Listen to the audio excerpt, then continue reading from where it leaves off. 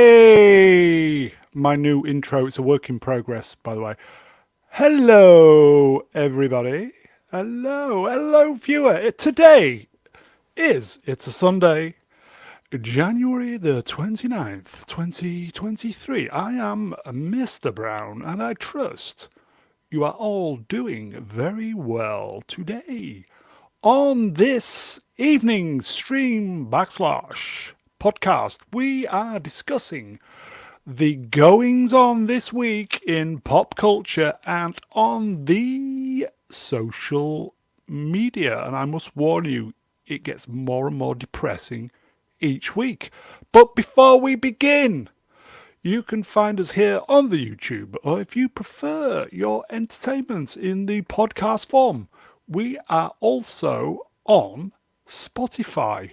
The links are in the description. So, if you've not nodded off, as I always say, lots to get through. Shall we get the guest out? Of course we should. Okay then, so first up, we see the good inside our first guest. It is the Dark Sith Lord. Short little platoon. Good evening. Hello there. Hello there. Are you How well? are you? I'm okay. I've had an entire comment section this week full of people telling me it's different and I don't like it, so I'm not going to comment on your intro because I want to spare you the pain. But it's a work in progress, definitely. It is a work in progress. It is a work in progress. Is it shit? No, I just think it needs more. But it's all right. I It's know, no. different. We're getting there. We're getting there. Yeah. We're getting there. You I'm going to got add to some try new music. things. I'm going to add some music. That's what it's missing. Etc. Etc. Yes. So I'm going to try and do that this week. So how's your channel going, my friend? It's going all right, I think. Yeah. I've sort of lost track for the last few days, but annoyingly, my best ever performing video was that first Velma video, which hit 250,000 views in a day, and then What? they took it down, and so I had to do another one just to get back at them. But and between the two videos, they're still not doing as well as that one was, but it's going all right. It's nice. It's Set of ticking along bastards. nicely. I know, absolute wankers. Okay. So everything going tickety boo then, Lord? Yes. Yes. Besides the cold, it's all good. Shall we get the next body out? I think that sounds like a plan. Oh, yes, it does. Okay, next. He is a talented powerhouse of a man. Just ask as it is. Being of the problem. Hello there. I am deaf after that tone at the start. That That oh went my through god, my yes. head. Oh God, It's to wake the it's audience ringing up. in my ears. Yeah, It but did that. Wait. Yeah. Boop. Other than that, everything good, yes? How are you, I'm Lee? coping and surviving. I'm fine. I am good. Thank you so much. Thank you for having me. Anything? Are you up to anything of interest? No, my life is incredibly tedious and boring. No new single for Az or anything to make him look better? Nothing in Moving the on. world would do that. Okay, sorry. Okay, so you're good, Lee. Yes, great to have you on, mate. I am. Thank you. Shall we get the next body out? I think you should. Okay. He is the purveyor of meh entertainment. It is old blue boy himself. Thank you. Movie cynic. Movie I'll take it. I'll cynic. take the Gotta purveyor. take what you can, mate. You gotta take what you can these Oh well, days. I'll just take it. You well? Apparently, you need more cowbell, by the way. Yeah, I'm really good. How are you guys? Better for having you on, my friend. Great to have you on. Oh, thank you so much. Great to be here. How's the channel going? Channel's going great. My Velma video too is also like my number one performing video. Is Velma the there's gift a- that keeps giving? It is. It's hilarious. Oh, There's brilliant. a Mr. Brown guest appearance in the video too. So Yeah, I saw that. I didn't copyright claim it, so you're welcome, man. thank you. It was a So- 12-second clip too. What? Would have got me. So everything good, young Matthew? Everything's great except that intro. Work in progress. Yep. Just everyone's ears are still ringing. It's like No, if with I was music. RoboCop, it was like Listen, RoboCop's if you- point of view, and I was being killed.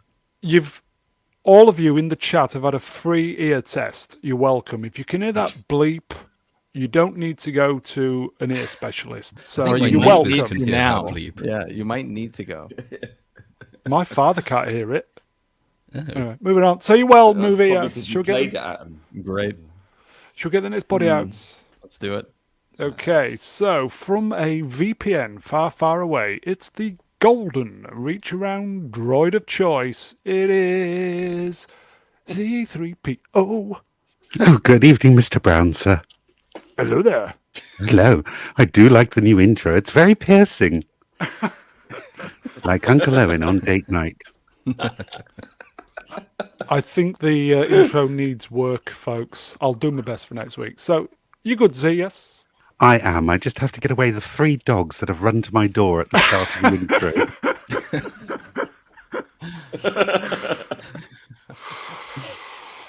How is Uncle Owen?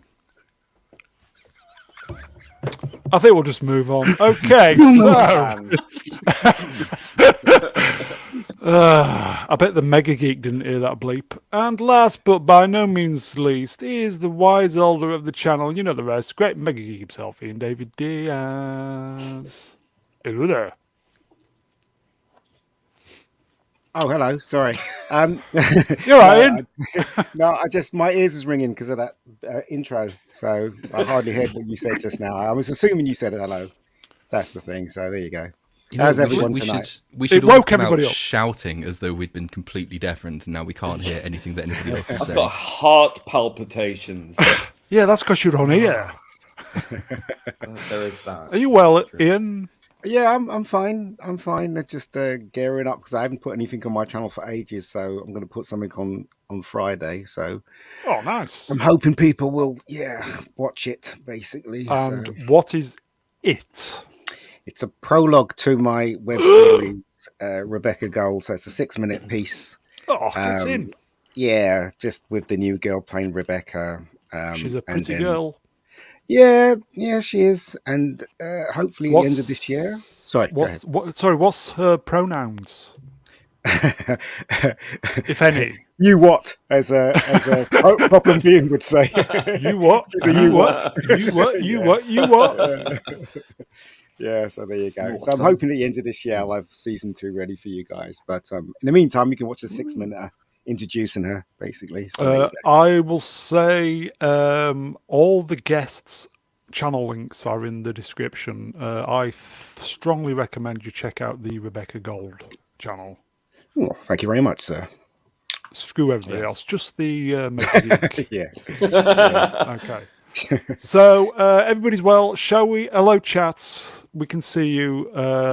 Sorry, I deafened you, but you woke up. I woke you all up. So I'll sort. It's a work in progress. So okay. So episode 117.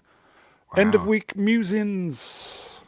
Sunday, January 29th, 2023. Okay. So should we see what we've got? If you've made it this far and you're enjoying this content, and obviously why wouldn't you, please like, share and subscribe. Every single click will help this channel grow. It's clicks, baby. Clicks. That's Obviously- clicks. Clicks. Clicks, Obviously, not clicks. Yeah, but you got to watch it as well. You got to watch Brown's show as well, otherwise you won't get the viewer count up with you. some channels get more clicks than others, mentioning no names, so we'll move on. Oh God. Oh, dear. Okay, so is this still on TV? There's another 4 episodes sexy. left, I think. Good luck. Good luck. Apparently, this was the worst one I saw just prior to coming on. Oh no, Someone was don't say posting that, a- because that means I'm going to have to go and find out. Sorry. I was just going to abandon That's- it, but then if people tell me it's the worst thing ever, I have to find out how it somehow managed to be worse than the last 4. What is the worst thing ever? Anybody? This. The worst thing ever. Yeah, what is the worst On thing TV? ever? Are we? Yeah, we'll be specifically talking TV because I mean, if it's Velma or AIDS, then I don't know, but it will run What's it close. the difference? It's AIDS for the eyes, isn't it? I actually think that Velma is far more Velmades. is worse than the She-Hulk thing because Oh, it really is very, very mean. I enjoyed She-Hulk in parts. Not a lot of it though, but is it so? This I've only seen the first episode because I had to check Same out. here. It was just like, ugh. Yeah. Velma Dinklage in the chat. Yeah, I know the new channel favourite, folks. Here we go. Here we go. Velma Dinklage in the chat. And Mr. Valentine's, that's me. This show isn't woke enough. The main character may be race swapped, but not ender swapped. It is sometimes hard. That'll to be tell the season difference. 2. I guarantee that'll be season 2. None of the Scooby Gang are Can disabled. we click I on just want to Adam point Gray's that out. comment? None of them are Well, disabled. Did you say? None of them are disabled. Are Aren't you they sure? all disabled in their own way? Where's the dog? Probably He's dead. In the poster. Or Why don't they dogs? bring Scrappy in? I mean, Yeah, they're that's going to an bring annoying Scrappy in, aren't they? character. Just to Yeah, just don't to, disgrace Scooby. no, Well, there is no. there's a theory about it, which is that all of these kids' parents are missing, with the exception of Not Shaggy, and Not Shaggy's dad looks an awful lot like old Shaggy. And so there is a conspiracy theory going around, which is that these are actually the kids of the main cast of the main show, and that we will find this out at some point by the end of either this season or the next one. I don't think they will do that, but it was an interesting observation. And they're all narcissistic enough to name their kids after themselves. Yeah. They're all I think that's under, where the theory falls down. Yes. they're all under the age of 16 as well, aren't they? Well, it's unstated. I mean, I had that problem with this last video. I didn't it pointing this out. I mean, it is said in the high school, and as far as I know about American high schools, the age range in high schools is like 14 to 18, is it? So they can't be older than Yeah. 18. Velma, I think, is 15. Daphne, I think, is Velma's age, which means that probably like at least half the girls in that opening very pervy shower scene were technically underage, which you can get away with in animation if you just don't make it clear what the age group of a school happens to be. But if you're going around telling everyone it's a high school, you've kind of given the game away there. Were they? I'm sure I saw a clip. Daphne and Velma, weren't they lesing off? Yeah, that's a thing. Yeah. Underage. Of course. Well, I mean, lesbianism doesn't just kick in over the age of 18. It does sometimes happen before. What? Yeah, I know, shocking, isn't it? That people God. do stuff before the legal age. Weirdly, that is honestly the only. I'm not even going to. No, it's not a good thing about the show, but it's the least bad thing about the show because it's the only aspect of the show that isn't really just cruel and mean and spiteful. There's at least a little bit of nice feeling in that portrayed relationship. So, by virtue of not being nasty as hell, that's the only thing I could possibly find to say about it that's not just scorn and derision. I think every member of the Scooby Gang as well has got the hots for Velma. They do now, yeah. Yeah. Why? She's a good-looking girl. What's not to love? Well, what is it? So the Exotic backstory is Shaggy, not Shaggy, already loves her and always has, apparently. Daphne used to love her and they fell out, but they're now getting back together. So you started off the show with 2 out of 3 of the others. Fred didn't like her because he had various conditions that meant he could only recognize attractive people. Has he got a small penis? Up until the point at which the show forgot that that's what it was doing, and then it just changed it completely. But then Velma gave him a book on feminism, which opened his mind, not even joking, and he started recognizing and finding attractive, unattractive people. So then he turns up at her house, having been changed by the book she gave him in the hopes it would change him, and then she rejects him because reasons, I guess. So he now likes her as well. The only person who hasn't tried to fuck her is the dog, and that is only because the dog isn't in the show at this point. But I wouldn't It's put it going to be past him. just to subvert expectations. It's going to be Scrappy Doo as well, isn't it? Wasn't the woman that did the voice for what's her name? Daphne. Didn't she come out and say that this show was absolute bollocks? I don't know. I read, Maybe. I think Yeah. on one of the Really? Twitter, For the, Twitter or something. I don't know. Wow. Yeah. But the original voice actor for Fred is actually in the show. So Well, he needs work, doesn't he? So Evidently, yes. yeah, exactly. Has he sold out?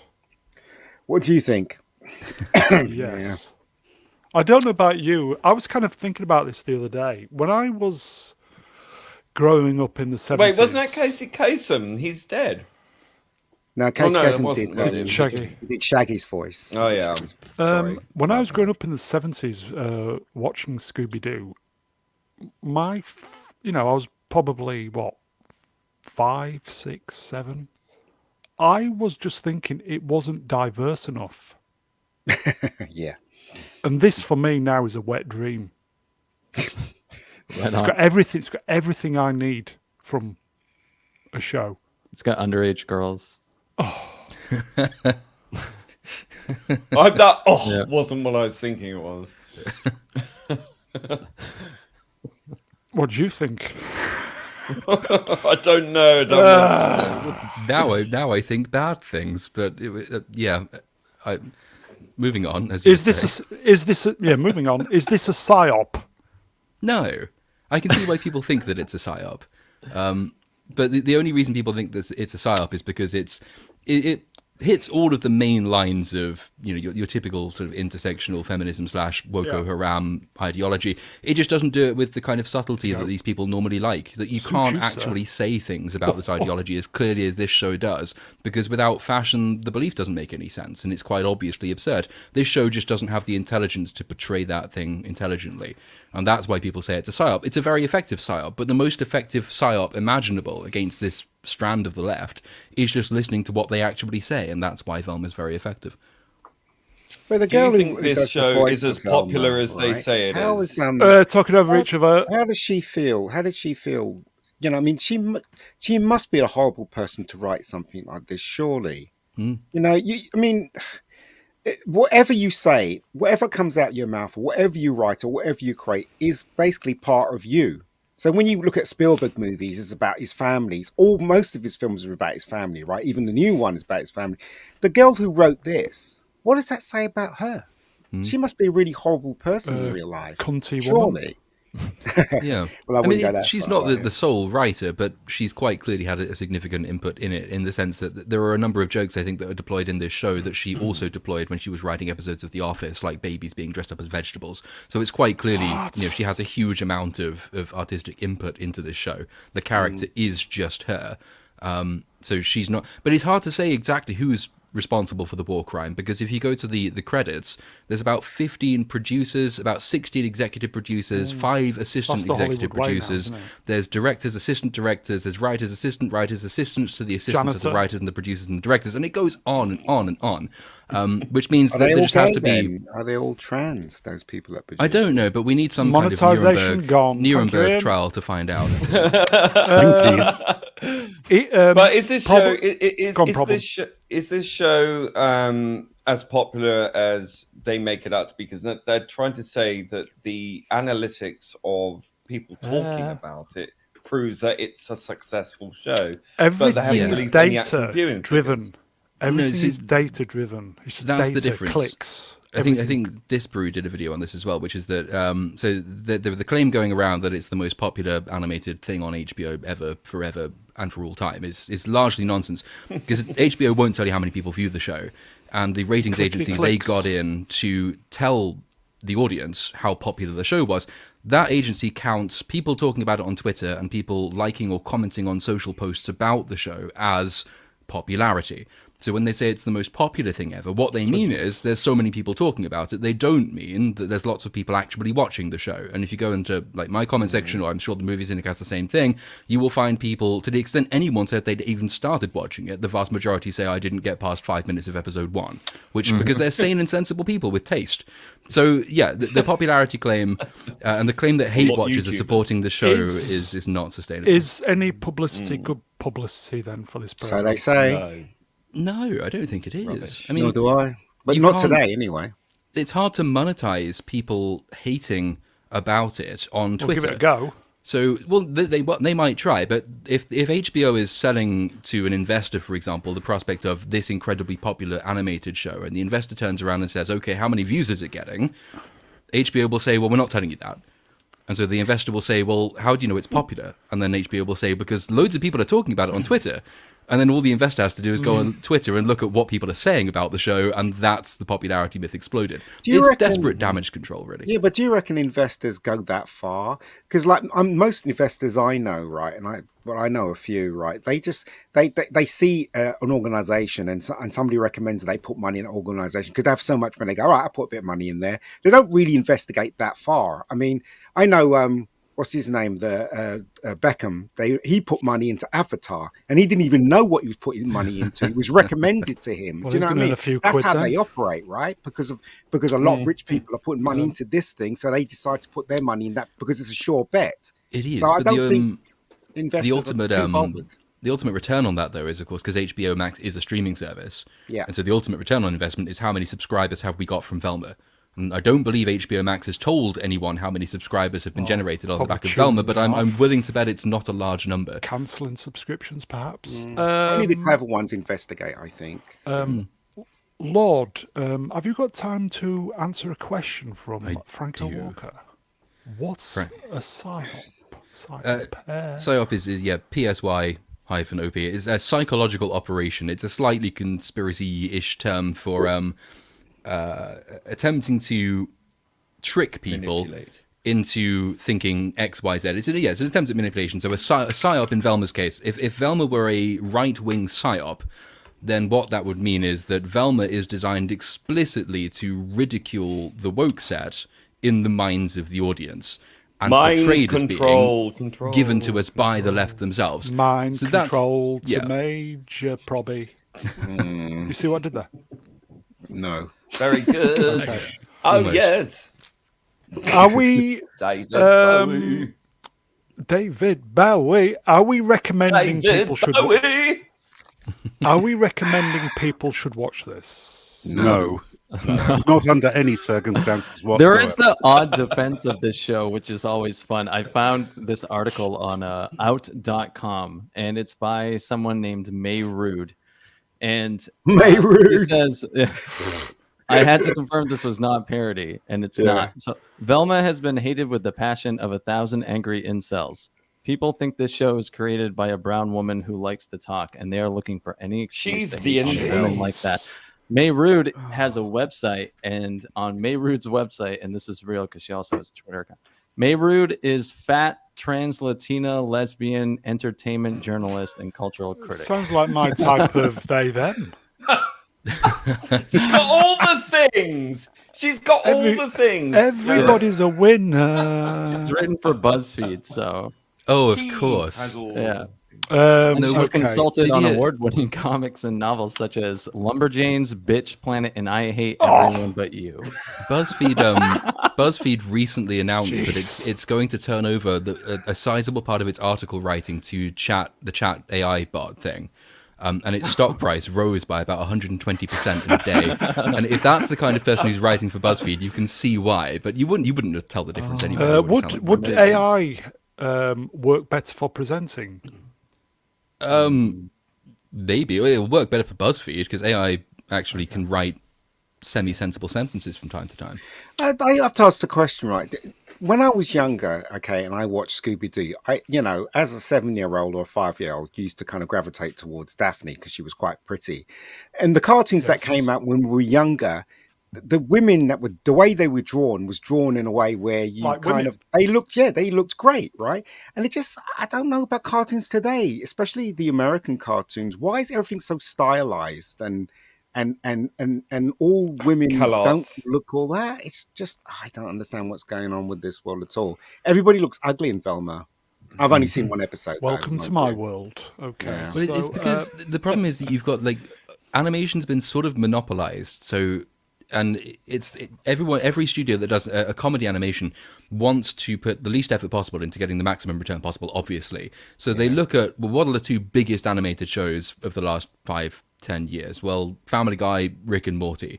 Go to any given Netflix animated show and it will be animated in exactly the style of Family Guy or Rick and Morty with occasional very subtle differences. But the bulk of it is just a carbon copy. It's a rip-off of that. Is it it's the South Korean sweatshop, isn't it? Maybe, yeah. I mean, I wouldn't put it past Animation them. studios, yeah. But Do you remember it's Battle just of a the lack of imagination. Planets? Battle of the No. Planets, and there was a character called Princess in there, and she was drawn gorgeously, wasn't she? You're like, you sit there as a kid and you go, "Four." But I don't Here you understand go. what's happening with Atom cartoons. Grey. What exactly does this mean? Cal Arts. Californian I believe. arts. I thought it meant calligraphy. California Dreaming. Maybe in an innocent before times day, it would have been calligraphy. Here you go. Time Profit Family Guy's animated in South Korea. So is The Is it? Simpsons. Yeah, everything was shipped over to Yeah, it was. Yeah. South Korea. My Cheaper. mum's just come back from there. Oh, really? She make it Yeah. out alive, yes. She did, although when she arrived there was a massive stampede. Hello, because Dermot. some K-pop group were there, and she BTS. nearly got trampled, and bunch of people died. So she was very lucky. I know, She just not got good. Oh, That's I heard about that. Yeah. Yeah, Okay. she was there. Yeah. There Do you you know go, what people. the K-pop K-pop kills. group was? Do you know what the group was? Was it a No. girl No band or idea. was it a boy band? No, I think it was a boy band or It's a going to rock be. singer. It'll or be something. BTS. I'm sure it's BTS. BTS are they are the huge global megastars of Korean K-pop boy banddom. If there's a Korean band that's putting in huge audiences and accidentally killing small girls, it's going to be BTS. So bacon, tomato, and sausage. Yes. Hannah Timbom, that was a big Feel hungry now. lip smack misspelled. I can't help it. Sorry, I can't help it. Anyway, so Especially with bacon. bacon. So we are recommending this program then. Everybody should we're watch not. this. No, not even ironically. Just no. Okay, right. Should we move on? We spent 26 minutes Please. too long on that, Damn. so we'll move on. Yay! That hasn't been Congratulations. released over here yet, so I really want to see this. Apparently, it's meant to be really good. I love Who's it. seen it? I have. I have. Thoughts? Apparently, everybody should be watching this. Everybody, film of the year. Well, it's January 29th, so a month in. Film Out of of the the year. 5 nominated movies for the Academy Award for Best Animated Movie, it's either going to be this Sorry. or Del Toro's Pinocchio. I like that. I like Pinocchio. I thought it was quite good, actually. Animation's Yeah, I fucking enjoyed it. fantastic in that. A lot really of mental is. health advocates have actually sung the praises of Puss in Boots as having one of the most realistic expressions of an anxiety attack put to film. Wow. I'm not even joking. It's really good, and the villain in it, perfect. Yes. So good. No, so good. no, Very no creepy. redeeming backstory, tragedy, anything like that. He is just who he is. Very Tim intimidating Hannibal. and creepy.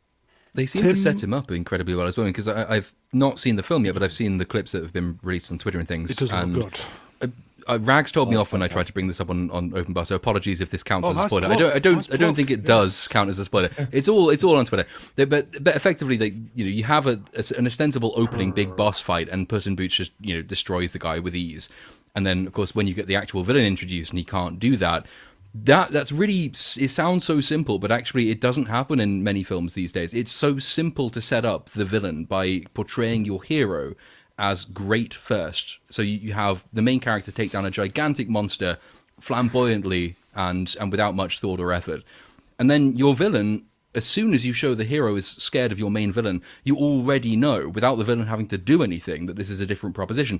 It's a really, really simple little writing trick, but you just don't see it in much modern film anymore, which is disappointing. But that's the thing, that those two clips compared is what made me want to genuinely watch the film, which I never imagined I would want to watch a Puss in Boots film. Yeah, easy but for it you to turns out say, I do. my friend. Here we go. Chat moved up, sorry. Velma Dinklage in the chat. Ginger Pussy. Yeah, no ginger Yes. side in this. What? Yeah, it wasn't turned into a female black cat. Yeah. Z, you have seen this. Yes, I love this film. Why, without any spoilers, why should the peeps in the chat, and I kind of get the feeling the peeps in the chat are liking this, why should they go see this movie? Well, it's absolutely wonderfully animated, absolutely beautiful. There's a contrast between the normal scenes and the fight scenes, where they've kind of used Into the Spider-Verse type of animation style, which is absolutely superb and has a very heavy anime feel to it. But there are also some story beats throughout there, which I think are really unique and original. They've got a forest to cross without telling you too much about it. Yeah. The entire environment changes depending on who's holding the map. And it's great. It's a plot mechanic which I've never seen used before, and it's executed in such a brilliant way. And you're going to love Perito. He's fantastic. And the comedy is fantastic, isn't it? It's top, absolutely top on. So I think it's been released next week. I think. Yeah, it's this week in the UK, isn't it? Yeah. Goldilocks and the Three Bears are absolutely nailing it. Great movie. I've been told you review movies. Is that correct? Sometimes. Would you be reviewing this one, perhaps? I don't know. I hadn't even until this point. I hadn't even considered watching it. I think I topped out with Shrek around Shrek 2, so I didn't see the first Puss in Boots. I didn't care to. But with all the praise, I'm interested in seeing it at least. That's one of the great things about this is you don't need to have seen the previous Puss in Boots or any of the Shrek movies. Oh, nice. That's good. To join this film because it explains the character in full at the start of the movie by showing you rather than telling you. And I think the fact that it's being talked about so much and by so many different people is probably also evidence of its quality. So the last thing I can remember which has had or benefited from this effect would have been Arcane, probably, in the sense that nobody was expecting a spin-off from League of Legends. Nobody was particularly interested in a spin-off from League of Legends. Nobody really cared. And over time, over a matter of weeks, a couple of months, people who had watched it thought, actually, this is really, really very good. And the word got out, and people who would never previously have considered watching it went and just checked it out because, well, why not? And it turns out that the most unexpected thing has delivered some of the best entertainment. And I think this is the same. I think this is the third week we've been talking about this. Probably You're ahead of the curve. Yeah. Probably you were going to say. I love the comedy in this as well, and the introduction of the dog Burrito. How did you see it then? He's not legally allowed to say. Am I the only one that actually goes to the cinema and see films? Because you can afford it. No, it's not that. I love seeing films in the cinema. Same, I just think, love it. Same. Yeah. I do, but when there's stuff that comes out in America a long time before the rest of the world, and there's no other way to watch it, then for the job, I will find a way to watch it. But if I can, I'll go and see it in the cinema. You like watching your films in India, don't you? Only if I have to. Global. I'm like the Harlem Globetrotters. Yeah, I go all over the place, and you're like the modern day Alan Wicker of YouTube. M-Juke84, word of mouth. Still superior. Time Prophet. Is Jennifer Lawrence playing the bear? No, she's playing Puss in Boots. There is a really great. There's a really great scene at the start. F. McPherson. I am going to speak. I'm determined. May I? Or no?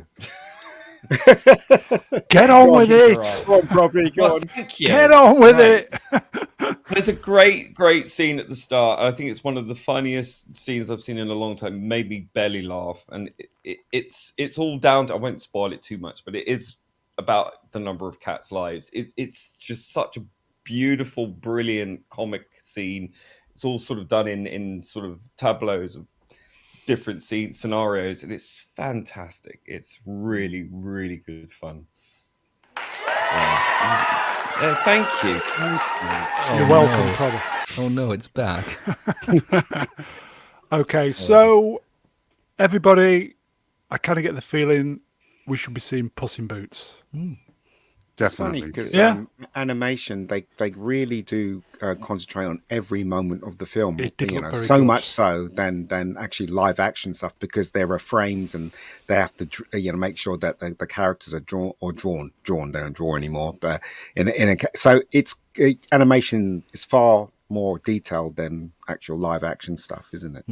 Before we move on, more importantly, Franco Walker, rest in peace, Colton. Yes, No, it's true. If you only see one pussy this year, make it this one. Hey, see what I did there? Hey, that's so good. I think that's the only pussy you're going to see this year, Ben, isn't it? Hal Murray any 9000 year. pub motherboard at Mr. Brown Alliance asked me, I have a pussy. I've got 2 pussies, yes.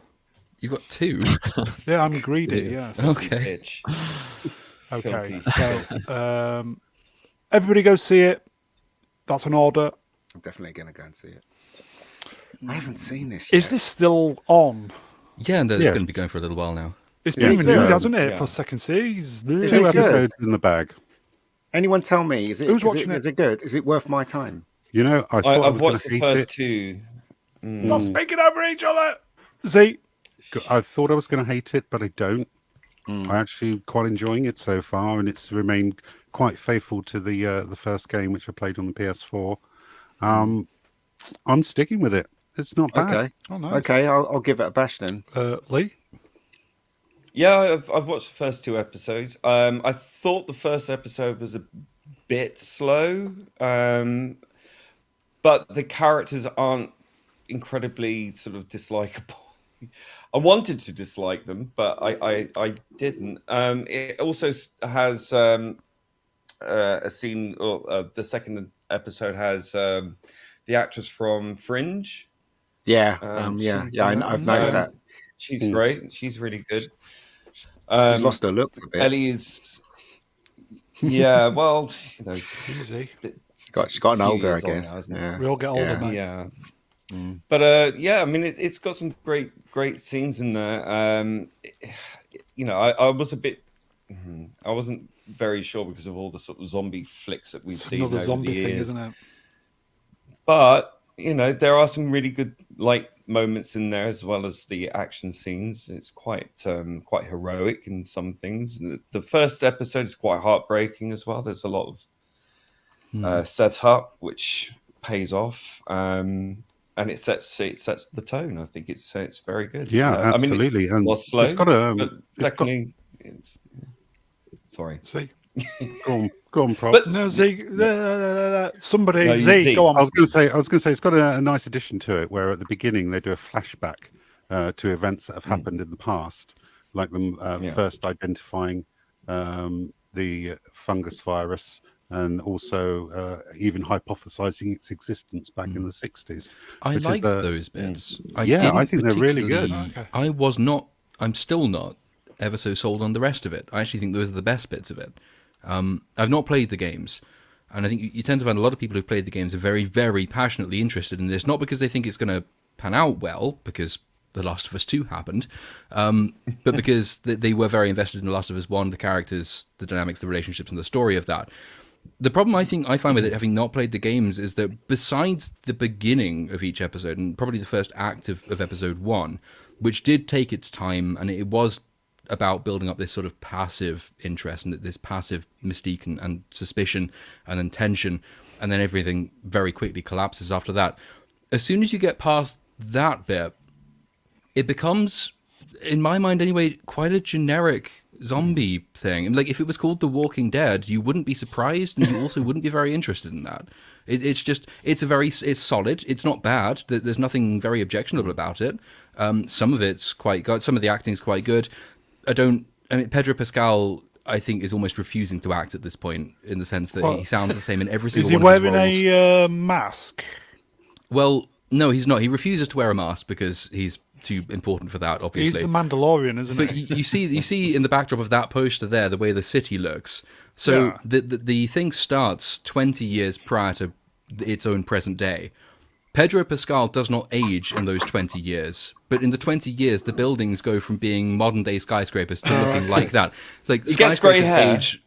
Does he? Like, he already had slightly grey He hair. does. But it's very bleak. It's quite remorseless. There's no humor in it. I think people get annoyed when you say there's no humor in it. They assume you want Marvel humor. I don't want Marvel humor. I think you can inject a little bit of lighthearted stuff into it. Ellie to make has it a bit of less. humor. She does a think bit, Ellie but does. I think she's a little bit of a problem as well, because her face just doesn't really work, and I'm not sure why. But which sounds harsh, but there we are. She's not American. She's clearly putting on an American accent, which sometimes flops. It's okay. It's well produced. The production values are good. And if you like the story of the games, I'm sure you will like the fact that so far it's sticking very closely to them. But there is this unique aspect of The Last of Us, which is that when we talk about Star Wars, we'll say we struggle to watch, or some of us struggle to watch anything like The Mandalorian or the Book of Boba Fett, because all roads lead to Jake Skywalker, right? They do. Well, The Last of Us has the equivalent. The Last of Us 2 has Joel's death. Spoilers for anyone who hasn't played those games, as I haven't. That's the Last Jedi moment for this franchise, and all the people currently praising it for sticking very closely to the source material will at some point have to start saying, I really hope it diverges completely from the source material, because everybody hated what they did with Joel. And I'm interested to see how that plays out in the fan base, if it has. Here you go, They folks. have actually announced that the second season will follow The Last of Us Part 2, which means that when normies get to watch it, they're going to absolutely lose their shit. Oh, here you go, folks. In the chat, Hostman says, Mr. Panel answers me, I'm cautiously optimistic for this series. If they, oh God, here we go, recontextualize Joel's decision, I'm going to be pissed. I have no idea what that means, but I'm sure he knows what he's talking about.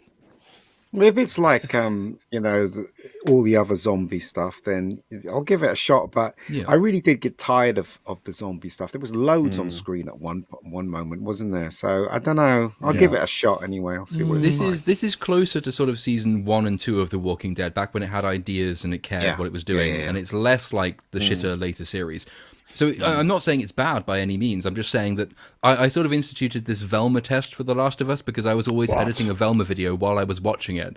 And the Velma test is, how much did The Last of Us manage to distract me from editing my Velma video? And the answer is not very much, which I don't think speaks too highly of it. But it's not bad. It's just not exceptional, I don't think. So we are recommending this Cautiously. Yes. I'll give it a watch. Okay. See what and it's like. If we've spoilt anything, boys and girls, sorry. Tough. That's life. Okay, so Where have is you this been? still on? Oh no! What is Yes, this? it's still on. I saw. Was it one episode of it, and I just thought this is absolute shite. Can't be asked with this stuff. No more. I'll just say spoilers.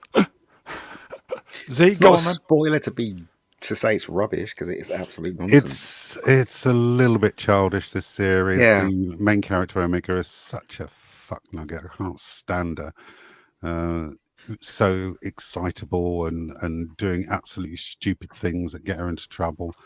Just forget about it. But on the bright side, it's 5 episodes down at the moment. The third episode doesn't feature them at all. And it is one of the darkest pieces of Star Wars media I've seen in a very long time. And at the end of it, I was like, oh, fuck. Even darker than Kathleen Kennedy. Oh, absolutely. It was proper nasty television, and I loved every second. But the thing is the Bad Batch weren't in it. It was a side story. And it follows the clone premise of good soldiers follow orders and how far they're willing to take it. Is it another Favreau Filoni thing, though? Because I'm thinking the Nothing best to see here. episode being Move the on. thing which has nothing to do with the original. That reminds me of Boba Fett, when the best episodes had nothing to do with Boba Fett. So it's almost becoming a theme that if Favreau and Filoni are involved, the filler episodes are better than the main storyline. But I've not seen this show. The filler episode was absolutely devastating. Wow. This is rubbish. Sorry. But Ian's- overall, yeah, he's right. It's rubbish. Is it? Okay, so we are not recommending this, or are we? No, yes. No. Haven't seen it.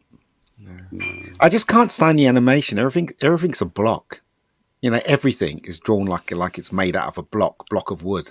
It's just I can't stand the animation. I just couldn't stand the characters. Mind you, I only watched the first episode, and I just thought I can't be watching this. Here you go. I do- Atom Gray, lead character is intolerable and unbelievably bland.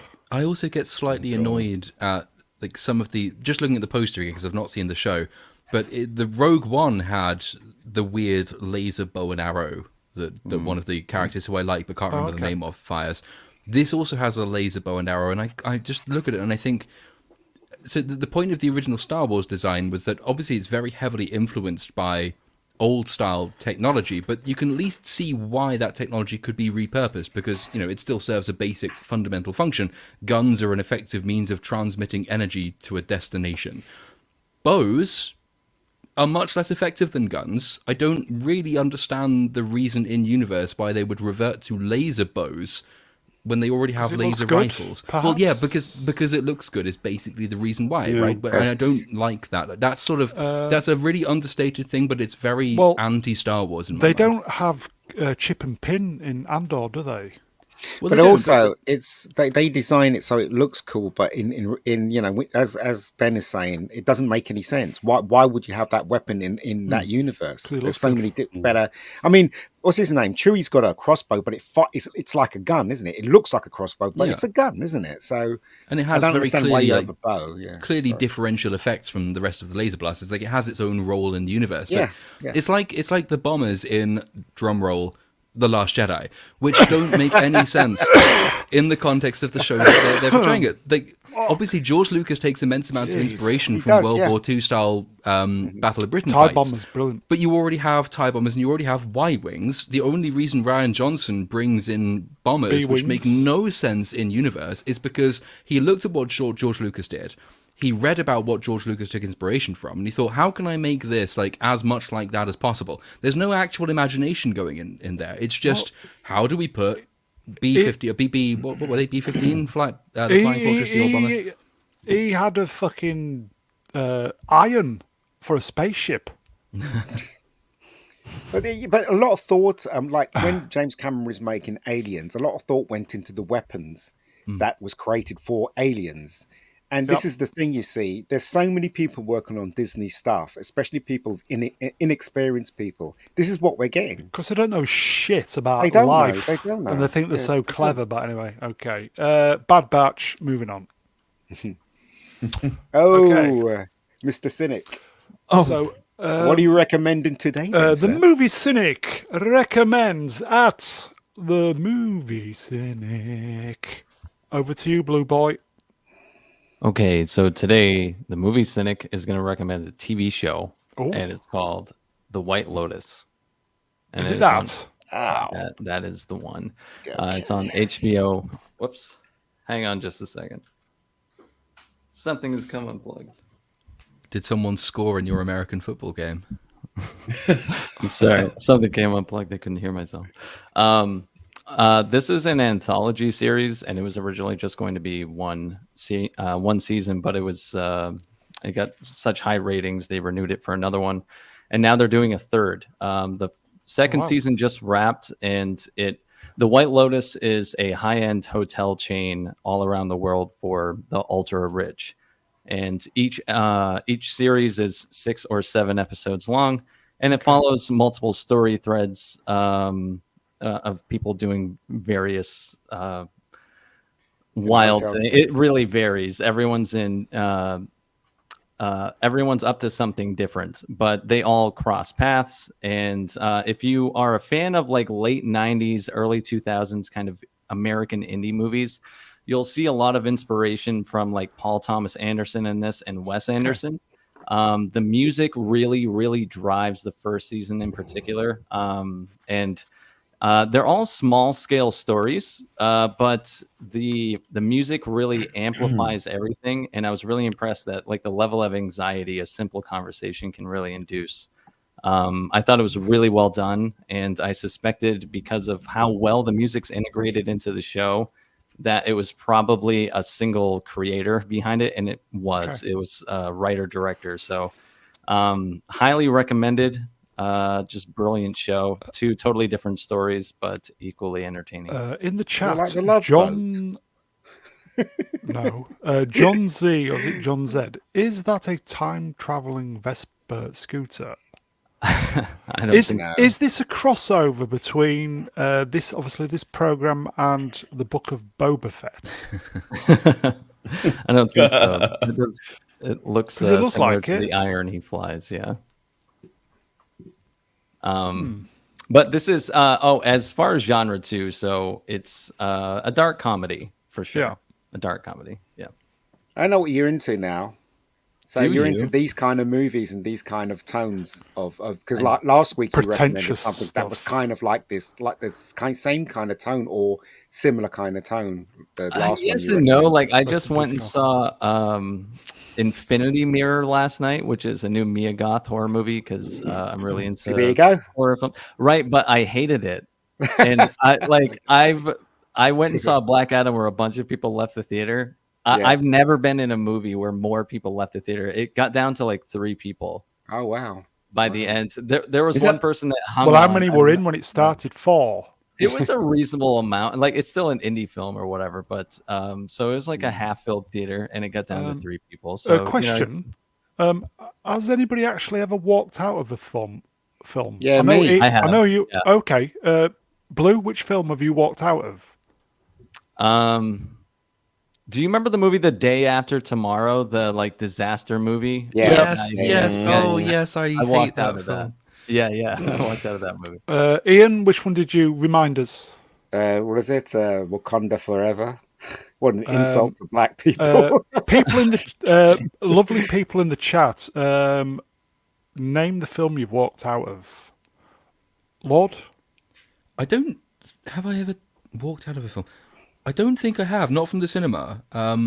I've probably stopped streaming stuff occasionally if I've been watching it at home. I can't. Nothing particularly comes to mind there because I'm a bit of a masochist, and when something is so bad that I want to walk out, I become perversely more interested in why. So I kind of want to stick it out. The Day After Tomorrow is a good example in the sense that there are bits about it I do quite like. I think it looks very pretty. I think some of its visual effects are good. I like post-apocalyptic stuff. I think that's enjoyable. But it's, I would have walked out of that. I wouldn't have gone to see it in the cinema because it's a film about a message first and foremost. Its message is exclusively and entirely written by Al Gore. And it's self-evidently absurdist. Multimillionaire Al Gore, And the directors at some point realize how absurd that it is, and that they think, well, maybe the audience is bored now. So how about we have a big cruise ship float into the middle of a flooded, frozen New York, and they have to go onto it to get some medicine, but let's have them attacked by some badly CGI'd wolves because, action. We need action to keep people in their seats. It's a nonsense film, but it is kind of pretty. It's like Oblivion, the one with Tom Cruise, which I think is a beautifully designed film, but is so completely shallow in its storytelling that it makes it nonsensical. But it is beautiful to watch, and the soundtrack's amazing. But I don't remember any film that I've deliberately stopped watching because I hate it so much. The closest I would have got to that is probably the first Avatar film. Whenever that comes back on, it's just that's a no then. Okay, Probby, have you walked out? But it's no, but it's in 5,000 words. So yes, it is.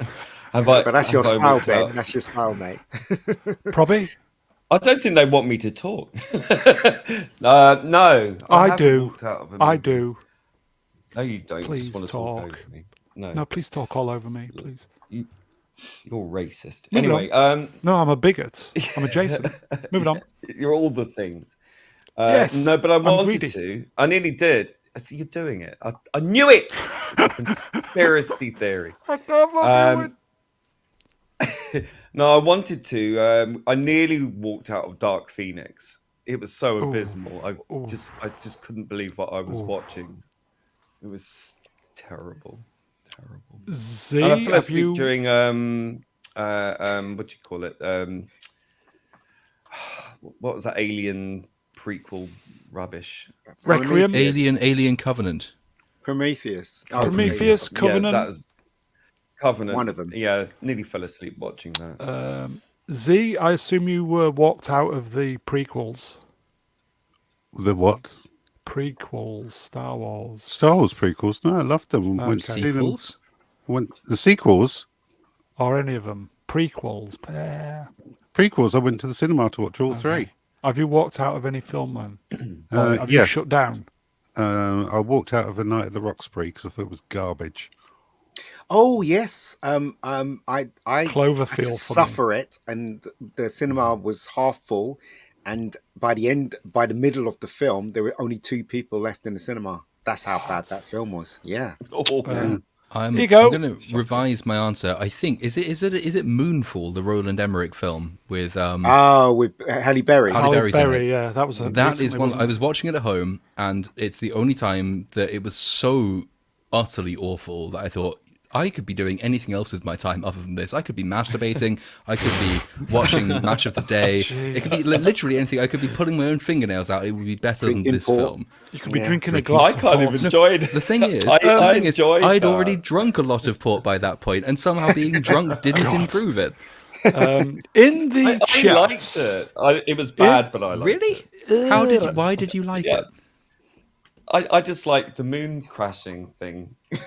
I only watched it because of Halle Berry. I only watched it because of Halle Berry. Yeah, I love it. In the chat, It was GGS, new to the channel, hello GGS. Emo Batman was too much. Oh, I tell you I think that's directed at you, Blue Boy. Mr. Blue Boy must be really, really pissed that Batman turned out with a skirt and a furry coat this week. Or was it Nice coat. I remember. I did like his coat though. To be Oh, fair, he looked great. It looked like he murdered the teddy bear. Come on. I'd wear that coat anyway. Okay, so the White Lotus HBO this week's movie cynic recommends. There was going to be he's not Geek here. What Does Not Yeah. Recommend. So Hello, nerds. He's here. would you like to see what he recommended?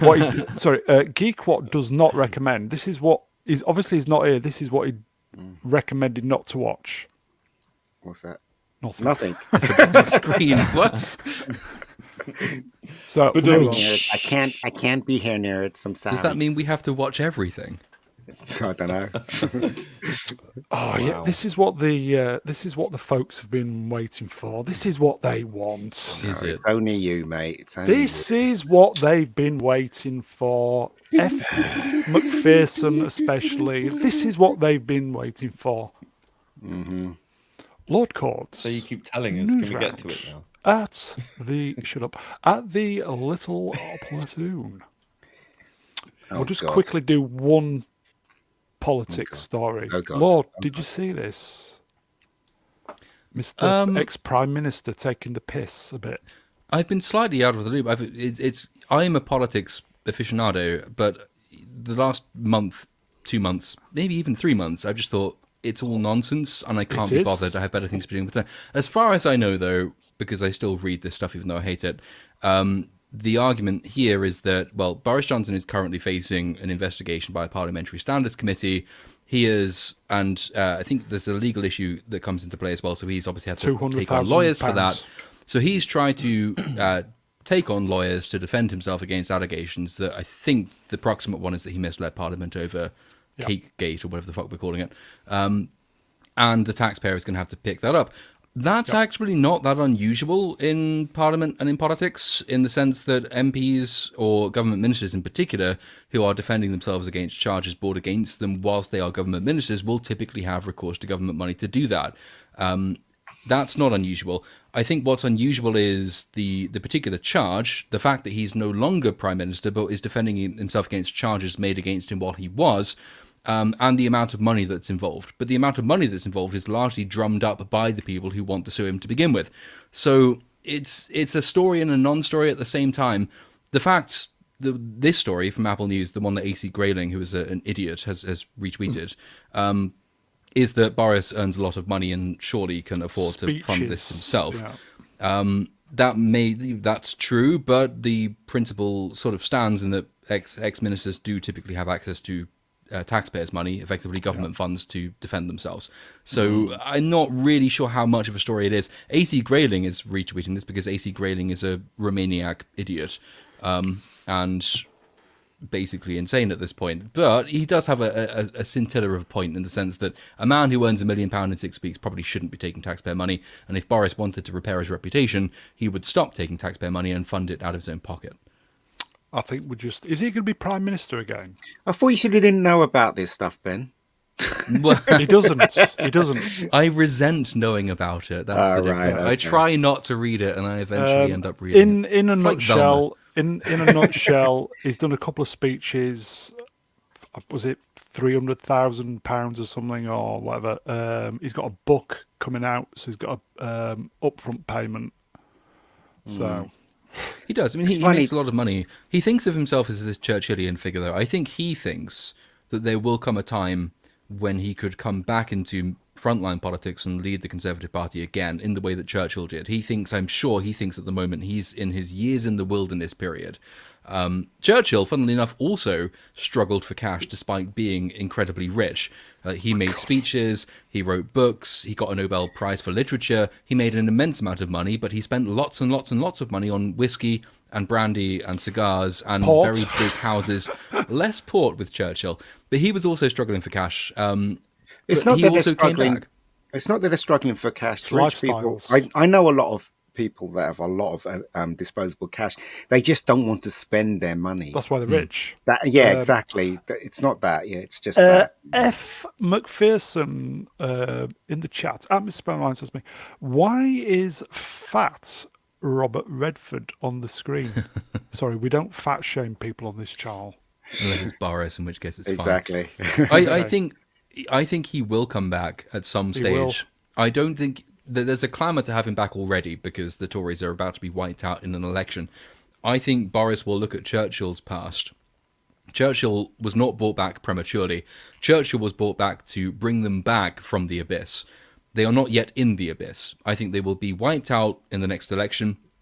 That is the point at which Boris will maybe come back and say, I am the one to lead us back to the promised land. Yeah. And also, all of my critics have been voted out of office, which helps. So if he comes back before then, he's an idiot. Secret of comedy, though, is timing, as we know. So, okay. Yeah, but the thing is, though, if the Conservatives get voted out, we've got the Labour people that wants to instigate this woke stuff. So it's one or the other, isn't it? It's ridiculous.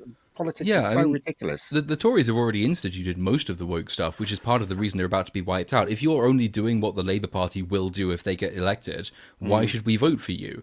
So that's an issue. They'll be wiped out because they've done all of that. They've had a stonking great majority for 4 years. They've been in power for 12 years, and they've instituted all of the policies the Labour Party promised in the previous election that they said at the time were basically Marxism. But now we have all of the policies anyway. Labour will get in. Labour will do the same thing, but more quickly and probably without a degree of, an even smaller degree of competence, which is saying something given how incompetent the current government is. And then Boris will look at a very small, reduced Conservative Party without all of his critics in power, because they've all been voted out of office, and then he will say, I can be the one to bring us back. If he does come back before then, which he might do out of ego, he's a moron, because everyone who voted him out of office is still there, and he will have no easier time of it, given he's currently facing this investigation, for which he apparently thinks we should all pay. You reckon he wants to be Prime Minister again? Yes, he does, yeah. Oh, okay. I think so.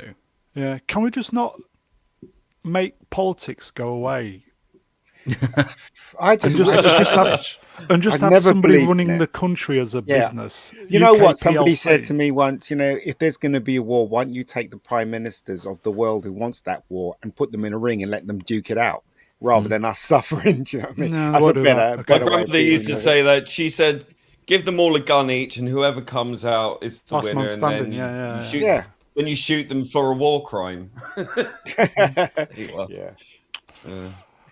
Okay. Move on. Oh God. Anybody see this? Apparently, we will never get tired. I'm sure they said this about cowboy films. Yes. Feige. I used to have respect for him. Feige. Doesn't think. Someone actually called him Feige. Feige. It's better than faggy, I suppose. But Feige. Does anybody in the chat know how we pronounce his name? Kevin Feige. That's what it is. I think it's Feige. Is it Feige? Fag? He used to have hair, but he doesn't have any hair. Fagan. Monetization gone. Reviewing the situation. It was gone anyway. He doesn't think the. Are we ever going to get tired of superhero movies? Bearing in mind, we are now. Already tired. Phase ball. We are now, aren't we? They know they're in trouble. Marvel knows they're in trouble. It's just that they don't know what to do about it. And plus, you've got the woke thing running through it, so they really are in trouble, aren't they? So. Here you go, Franco. He says, "I was sick of them about 3 years ago. Yeah. Just after Endgame, probably." The fact the question's even been asked, I think, is damaging. The moment people start to say, "Don't you think you're a bit tired?" is the moment you've lost everything that brought you to your current position. I think that's already quite damaging. Fuggies, fakies, faggies, whatever argument is that there's the entire history of the comics run that we can draw from. There's brilliant stories from the 50s, why the doesn't 60s, he then? the 70s. Well, exactly. So he says we can adapt stuff from the golden age of comics, and those are brilliant, and we haven't even touched them yet. Therefore, there's no reason for people to be tired of superhero films. But then you can't help but look at what they are adapting, which is exclusively comics written during Disney's ownership of Marvel, and the elevation of characters like Ms. Marvel, like the modern version of Captain Marvel, like Riri Williams in Wakanda Forever. There's another one who America Chavez in Multiverse of Madness. These are all characters who've never had any established history in this period of comics that he's now citing in his defense. They are only interested in trying to bring new comics to the fore and then to adapt the new storylines. Hell, it might even have been Feige himself, but it was someone high up in Marvel Studios saying we deliberately hire writers who aren't familiar with the background because we want them to have fresh new ideas. Nerdlotic was all over this story this week. Yeah, did you see that vid? They're just adapting all the stories from the shit stuff. Well, that's the thing. That's as I keep saying, right? Marvel essentially is a boys' own thing. It really is. It's got nothing to do with girls at all. Yes, some girls like Marvel stuff, but in its prime, it was a boys' own adventure thing. It's no mistake that majority of the heroes are male, and so why they want to take the core of what Marvel stands for out of it and replace it with all this nonsense. I don't know why. There you go, folks. MDuke84, he's finally figured out how it's Kevin Palpatine.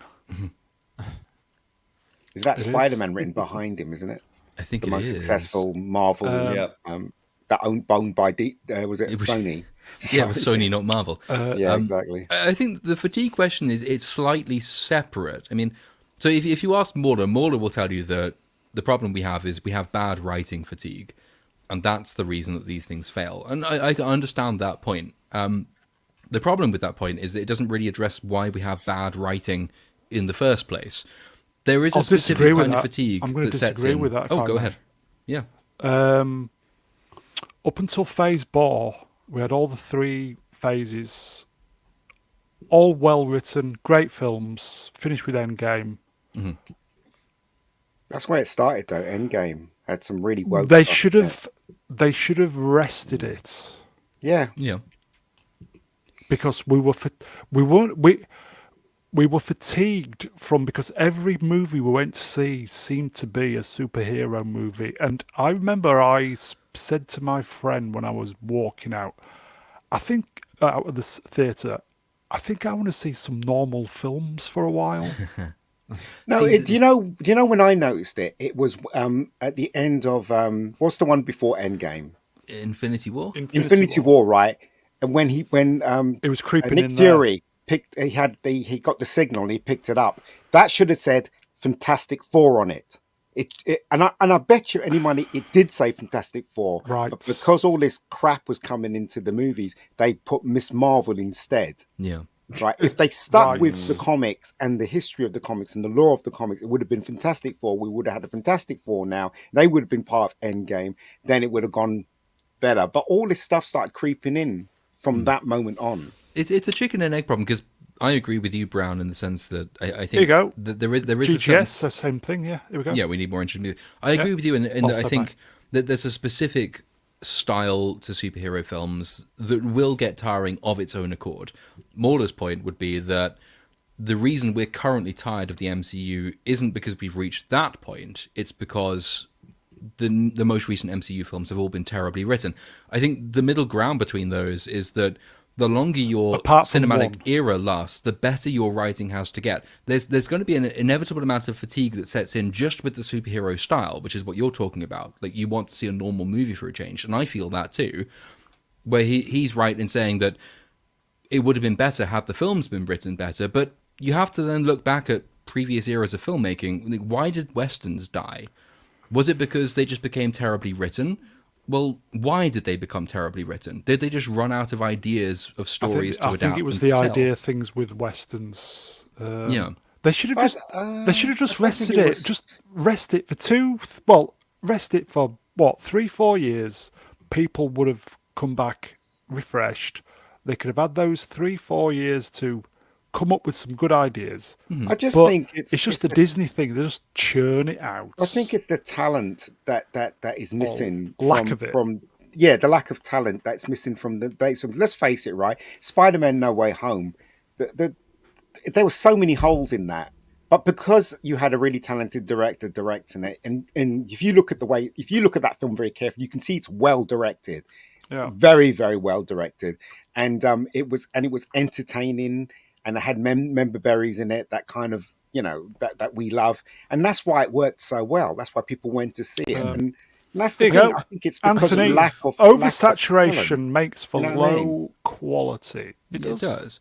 I wonder as well with the Spider-Man thing. I do wonder to what extent the contract dispute played a part in that. In the sense that when they were writing it, I think that was during the contract dispute, so they didn't know that they would be able to take Spider-Man forward. So they had to do a self-contained thing that was good in its own right, not something that necessarily set up the next 10 years of Marvel films. I've got it in good authority that Sony wanted it back, and Sony deliberately wanted someone to write a script so that all the cards will fall in their favor. Yeah. And that's exactly what that script does. Even though it had so many holes in the plot, it literally eliminated the Marvel aspect of Spider-Man, and now Sony's got full control over it. And I think another person that told me was in the Marvel, he works for Marvel, told me that Feige was really pissed off when he went to see that film. Apparently, him and a few more people in charge of Marvel was pissed off because they read the script, but they didn't quite get it. And when they saw the film, they realized that Sony was literally taking it away from them, even though they still own a percentage of it. So there you go, folks. Christoph Schultz in the chat. Superhero. Sorry. Schultz. Superhero. Moving on. Superhero fatigue is not a thing. Comics were around since the 1950s. The viewers were increasing until Infinity War, and Spider-Man: No Way Home drew a large crowd in. Yeah, and that would be Morda's argument, which is that those were by and large well-written films. And I see where he's coming from. And actually, Feige's almost onto something there in the sense that he says, there are 80 years worth of stories. Like, people who've seen Iron Man's story arc in the MCU have seen maybe 8 to 10% of Iron Man's total story, but they've already killed him off. But the point being, there are brilliant stories left to be told. Morda's point would be, we're just not telling them. We're picking the wrong stories to tell, and we're telling them badly. I think that there's something that underlies that. I think there's a reason for that, but I see the argument. Movie Cynic, who I think is, if we can tear him away from off, I think. American football game, didn't you do a video called "The MCU is Collapsing"? What was the theory? Yeah. So I used Batman as an example. Batman, no one got sick of Batman. It's just like in the 90s or the late 80s and early 90s, Batman was really popular. Then the movies got really bad, and so the box office dipped. It's not that people didn't like Batman, it's that they did not like bad movies, because as soon as Batman came back and it was good, people went to the theater again. But the thing about Marvel movies is they cost so much money. Like, you're going to work yourself out of that. Like, you're only going to get so many mistakes built in before it's just not even financially feasible to make more of these movies and keep trying. Probably anything to add? He's got I'm tired of it. I am so bored of all of it. I tuned out. Endgame for me. I didn't watch that film for ages. I just lost interest by that point anyway. So, but that's the question, which is that why are you bored of it? That's the question. Is it because they aren't well written, they're not good films, or is it because you're tired of superheroes as a genre? It's just overwhelming. It's so it's flashbang wallop. It's a CGI mess. You got terrible jokes. The story is just almost irrelevant, really. It's always a mystery box. I just wanted to watch something else. I used to, I used to get comics since I was a little kid. I used to love all that. It depends how much you're into it, I guess. Yeah. I find the comics are better than the films. Quite honestly, God, yes. 100%, and they'll never live up to that. I think the imagination of a child is far superior. Z, anything to add before we move on, or have you shut down for the night? It's over. He's having his oil bath at the moment. Okay. Uncle Owen is doing unspeakable things to his. He's thanking the maker. Okay. This is kind of connected. MCU. You've got writer. to do better. What a load of bollocks! Do we want to talk about this, or should we just move on? What's this? What is it? Well, the Phase 4's basically taking its from real world happenings. Oh, for God's sake! What a load of bollocks! No, we really need these three. Shall we just move on? It is bad, but that's part of the reason the writing is bad, and part of the reason, if you follow Morda's theory, that people are falling out of love with the MCU as a whole, which is that you have writers in the MCU who are so obsessed with their political opinions, and they feed them into every single story they tell, that they forget to tell the story first and do the political opinion in an artful, interesting way.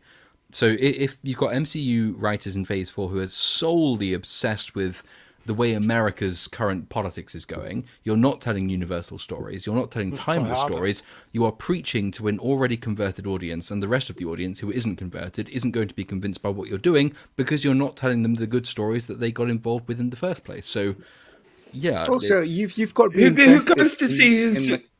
Oh, hello. Easy.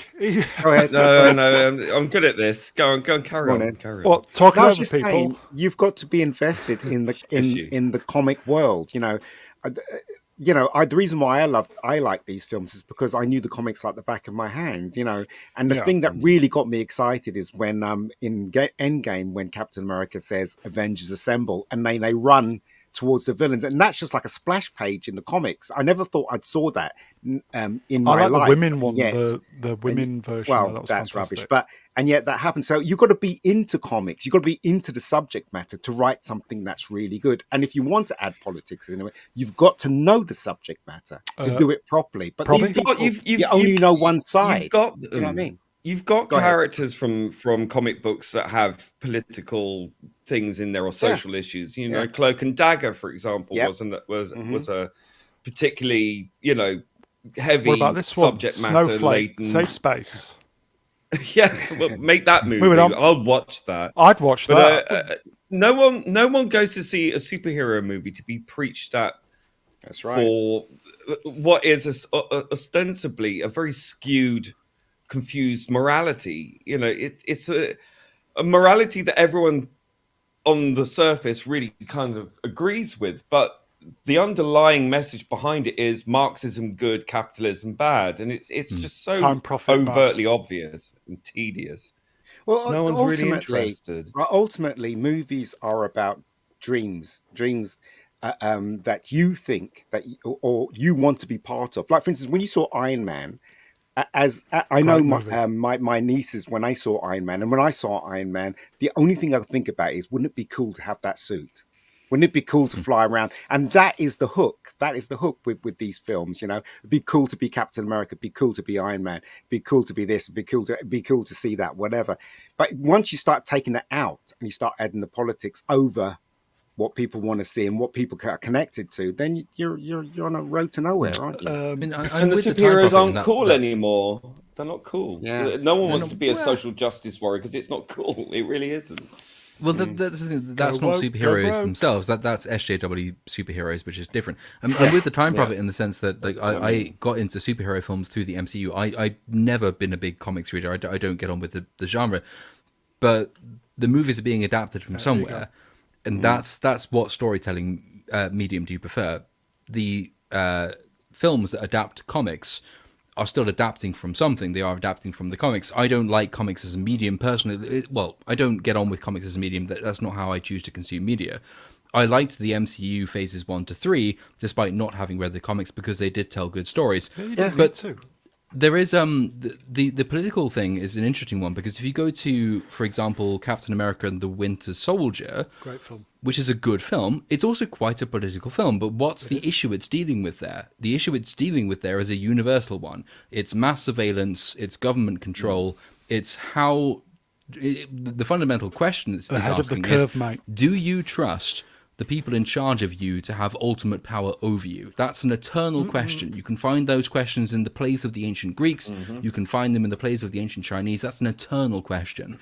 It's a universal question. And they put that into a fairly universal story without preaching at you about who you should vote for or what specific senators should be endorsing in terms of social policy, as you see in this. That's why it worked. That's why it worked. I think we need to do Winter Soldier at some point. Z, any thoughts? I'm at a bit of a loss at what real world tension is referring to in like Loki or What If.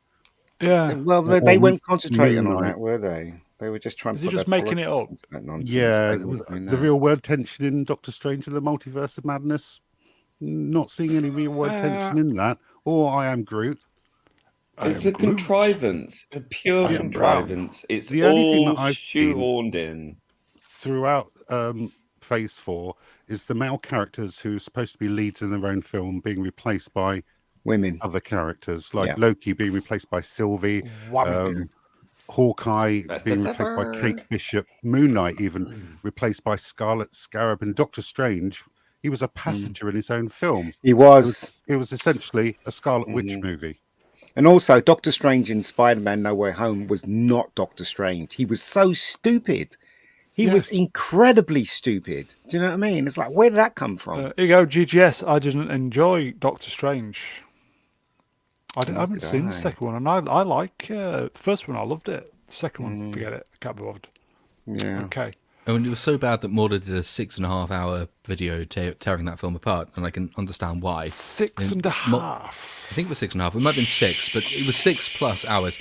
Multiverse of Madness is a terrible film. I think with Doctor Strange, the fact that he can be effectively a different character in everything they put him in now, from No Way Home to Multiverse of Madness to any other cameo appearance you care to mention, that's the sign of a character they don't know what to do with. Exactly. Exactly. You hit the nail on the head there. On that bombshell, we'll move on. On to another Spider-Man. Excellent. Lot of love for Tobey Maguire this week on the twats, because he was saying that he'd be up for doing one more outing. He's a producer now, isn't he? And then Sam Raimi started coming in and say, why not? He produces a lot of movies now. He's kind of taking a back seat when it comes to acting and stuff. But, I think there's $1 billion there if they do it easy. I think if Sony instigates Sony, are you listening? If Sony instigate it, I'll definitely go and see. Because I love Tobey Maguire as Spider-Man. I think he's brilliant. And the problem is are you going to bring back I can't remember the girl's name who played Mary Jane. You're going to bring her back. You're going to bring other people back. How's that going to work? She should be a MILF. She doesn't look too good these days. I can't remember. What's the actress's name who plays Mary Kirsten Dunst. Kirsten Dunst, yeah. Tobey Maguire looks okay. He doesn't look great, but he looks okay. I forgot that Kirsten Dunst was a thing until she complained about 6 months ago that she wasn't paid as much as Tobey Maguire when she did Spider-Man, because famously the film was called Mary Jane. Spider-Man. I should put Neujats. Neustadt, I think. Oh, very good. Toby, the best Spider-Man. Yes. I did. You know what I liked about the No Way Home thing is they respected Tobey Maguire. He was the one that had more wisdom and more experience than the rest, and they played it that way. They didn't focus on what's his name, Tom Holland, leading the charge. It was Tobey Maguire's character. There you go. Time Prophet says Tobey Maguire was the second best Spider-Man. Oh, who was? Nicholas Hammond. Brilliant. What about the Chinese Spider-Man? I was going to say, who played the Japanese Spider-Man? Was hilarious. Yeah, absolutely hilarious. Yeah. We'd all go to see this if they brought a film, wouldn't they? If they brought one out. I would see it. I would regret it. I don't think they should bring him back. I think if they brought him back... You might be right. If they brought him back, that would be them looking at No Way Home and saying, what did people like about that? The cameos. Well, how about we just put Tobey Maguire into a bog standard, irrelevant, nonsensical Marvel story? Because that will bring the fans in, right? I think that would be... That's the wrong way forward. He did a very good job. Those films were good. Let them lie. Don't try and recapture what they did solely by replicating them. You have to have an excuse to bring him back. No Way Home did have an excuse to bring him back. Are there any grown-up Spider-Man stories? No, that's the thing. Sony's realising, even though Spider-Man for them is a cash cow, they're realising now that maybe with the Spider-Man, they can actually have a Spider universe, which is with the cartoon. They produced the cartoon. Yeah.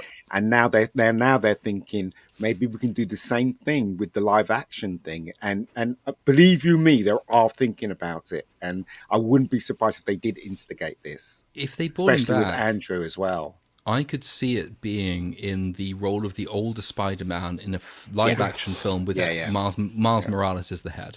Yes, I can see that being an excuse to bring him back, because that's the dynamic in Miles Morales' Spider-Man anyway. He's not Spider-Man though, is he? Well, no, but that's the dynamic. There is the Spider-Man, but he is older by that point, as far as I understand. There you go. Hostman and Miss Sparrow me. Toby as Spider-Man was an integral part of my childhood. Yeah, but believe you me, I'm telling you that they had a meeting about this.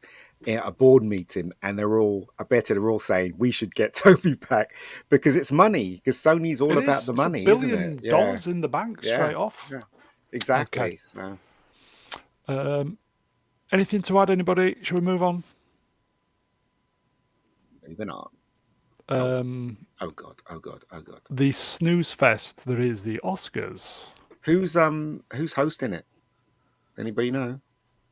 Chris Rock? I don't know. He's going to get slapped again, is he? What's okay? So nominations: Everything, Everywhere, 11 nominations. All Quiet on the Western Front, 9. Banshees of Inisherin, 9. Are they German? Elvis, 8. I can't read that. The 7. Yeah. Channel favorites. Top Gun Maverick, is that 6? 5, I think. Is that 5? No, 6. Probably won't win anything. Does anybody care anymore? No. Did anybody ever care? The thing is that I don't watch it. I remember when I was a lot younger, we used to stay up. It was 1 o'clock in the morning. We used to get our drinks out and sit in front of the TV and, and used to be so much fun. Go to sleep at 4 o'clock. Yeah, it was. But now it's just glamorous. Punch up in it. It's also like it used to matter to me the same way as sports, like a sports team did. Like my favorite actor could win an Academy Award or something. I would say if Everything Everywhere wins Best Picture, they've won points back with me because that was easily the best movie last year. It's good to see it nominated, even though these awards just seem to mean less and less. But if it's going to win, I think that's because of social media. We've now all that gloss and glamour has been taken away.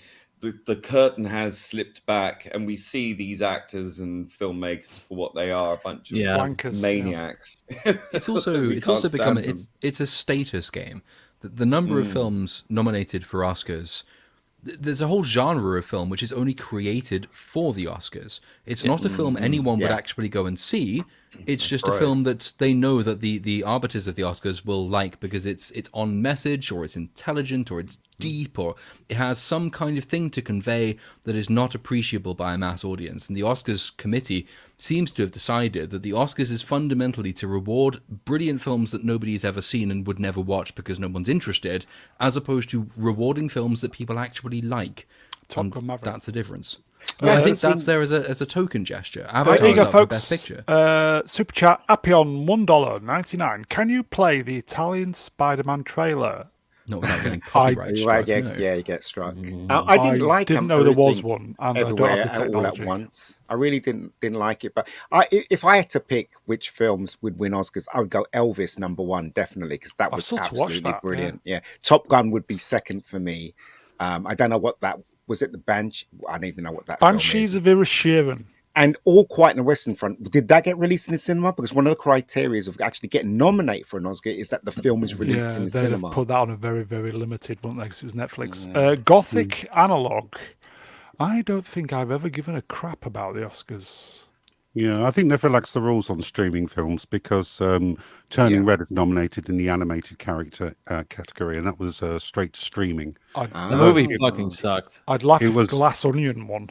It was originally supposed to go in cinemas, Yeah. but obviously because of the coup, it went straight to Disney Plus instead.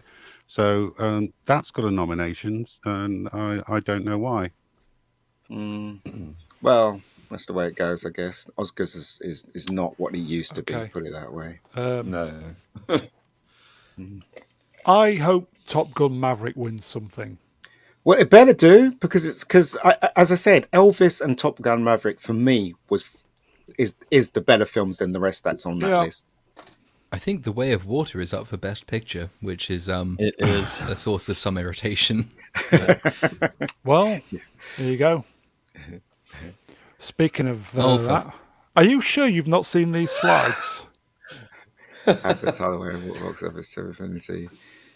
I had a quick look on the box office mojo. $2.1 billion. Yeah, but the news story that Oh, Screen the Rant movie's put out good now. before this, yeah, evidently it must be. It made money. The news story that Screen Rant, I think it was Screen Rant, or it might have been Discussing Films put out before this, is that Avatar: The Way of Water had moved above Star Wars: The Force Awakens in the top 5 earning films. And to me, that's a very good argument against those people who say if it makes money, it's good. Would you say that The Force Awakens is a brilliant film? I don't think even fans of The Force Awakens would say it was exceptionally good, but it made lots of money. I think Force Awakens, JJ, it was made from the right place with him. Yeah, we've said that before, haven't we? We've said that many times, but mitigating factors / circumstances / people, person. Yeah, that's what happened, and yeah, you're right, Ben. You know, money doesn't mean that the film is any good, but you know, films that are good, they get thrown to the wayside because it's not Oscar worthy. The subject matter's not Oscar worthy, and there comes in the bias, doesn't it? The bias when they come to vote, the Oscars come to vote. So I had a look at the figures. It's clearing in the States still 10 million. That's $10 million per day. Don't forget that the price of cinema tickets are exactly. skyrocketing Yeah, as well. that's higher. You have to adjust for inflation as well. Yeah. There's also There the you fact go. that nothing else is currently on because everyone got out of the Puss way in for Boots, The Way of folks. Water. IMAX Exactly. inflates the gross. I mean, there is an interesting angle to that, which is that James Cameron now has something like 3 of the top 5 highest grossing films of all time. The fact that 2 of those are his Avatar films, though, means that he really only has 2 of the top 3 because they're the same films. So it doesn't make a difference. Titanic coming out again in about 3 weeks. Oh, okay. yeah, I mean, the thing is Always though, goes down well in my house, though. the film was I'm here all week. I'm here all week. after everything is said and done, Way of the Water was enjoyable. You know, and Yes, think a I lot of enjoyed people it. It's agree not with that, perfect, yeah. but I enjoyed it. It just made me Exactly. forget about all the shite that's going on for 3 hours, 89 years. Long film, but I enjoyed it. The nice thing about that thumbnail is that it implies that Thanos will snap his fingers and she'll disappear.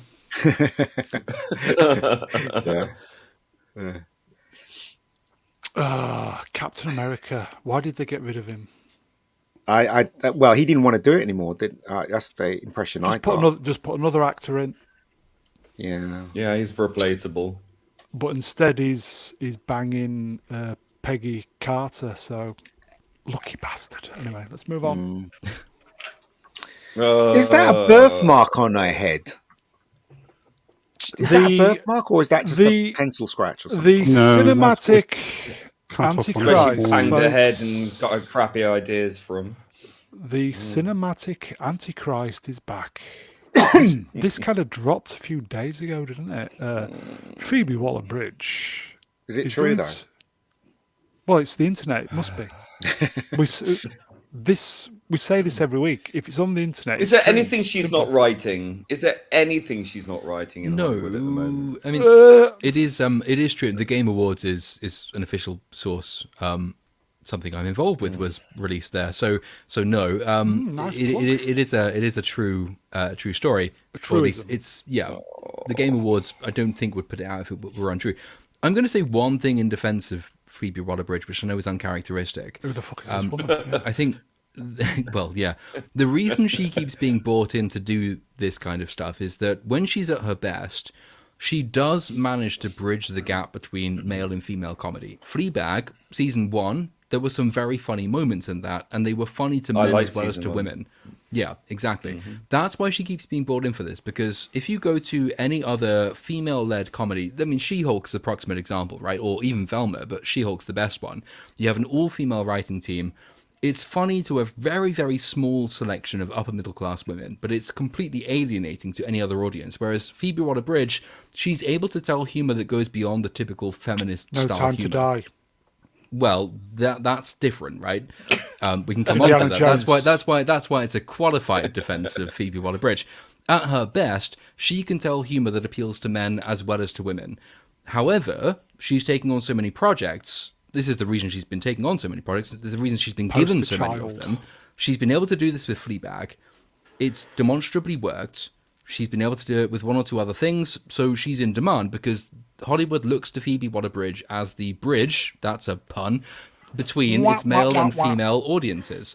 Unfortunately, she's not necessarily very good at plot writing or character writing, and her comedy doesn't have that many notes to it, which means Tomb Raider, if she is in fact writing this, will probably resemble anything else she's been attached to. So that's James Bond, Indiana Jones, season 2 of Fleabag. It will be the same style of humor, and it's kind of Time feminist. Prophet. Yeah. No, Phoebe is shite. Fleabag is awful. I'm not hugely fond of Fleabag. Terrible. I just think season 1 had its moments. I think season 1 wasn't a terrible. Compare it to any other comedy out at the same Never time. seen it, not interested. Fleabag wasn't terrible. Siblings. Fleabag season 1 wasn't Siblings was a superior comedy. The Siblings was a rip-off of Friends, wasn't it? Siblings. No, that's Coupling. Friends. No, that's Coupling. Couplings. Oh, sorry. Sorry. She also did the first same. two seasons of Killing Eve. Different. And Killing Eve, the first couple of seasons was it was good. Yeah, it was really good television. Yeah. Obviously, when she left, it went down the shitter after that. But she does have great acting, writing chops.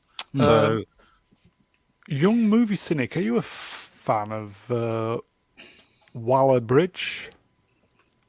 I am indifferent. I don't really care about her one way or another. Same here, mate. Well done. Yeah. The first season of Fleabag, I didn't think it was funny at all. I really hated the character, and I think I watched 2 episodes, and I think that was enough for me. So I don't really think. I think it was 95 gonna suck. It was before the current woke modern day nonsense. So I mean, maybe rewatching it now, you would perhaps maybe a new lens. You know, I don't know.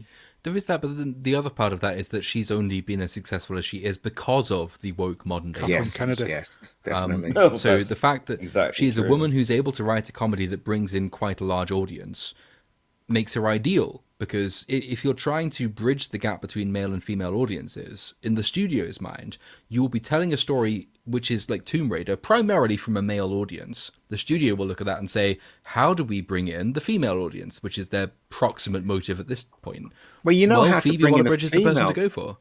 You bring in the female audience by actually bring Cavill in, moving it towards the male audience, because if it's successful with the male audience, the females are going to watch it anyway. Because look, the one with Angelina Jolie, right? Even though it was a terrible script, I went to see it because of Angelina Jolie. Yeah. I've got it though. I've got it. And a lot of women went to see it because of Angelina Jolie as well, because they believe it or not, women, straight women, like gorgeous women on screen. That's I've got it. Bring in Cavill to star as Laura Croft. So there you go. Rennie agrees. Look, it ticks all the boxes. Race swap, gender swap, all that stuff. Brilliant. Let's have it. Easy. I mean, even my sister. When I went to see the first one, my sister was with me, and she said, "My sister's not gay, but she says, blimey, she's gorgeous. I want to see the second one if they ever make a second one." Do you know what I mean? It is a thing with women, you know. Bring in Cavill. Bring in the beefcake. That is a South Park reference. Beefcake, which Rennie and I would know. Beefcake. Okay, weight gain. Was it? He's got bigger tits than Lara Croft. Weight gain 4,000. I think 4 or 5,000. I think. Yeah. Okay. So Waller Bridge. See it. This was the. God. Mark. Oh God.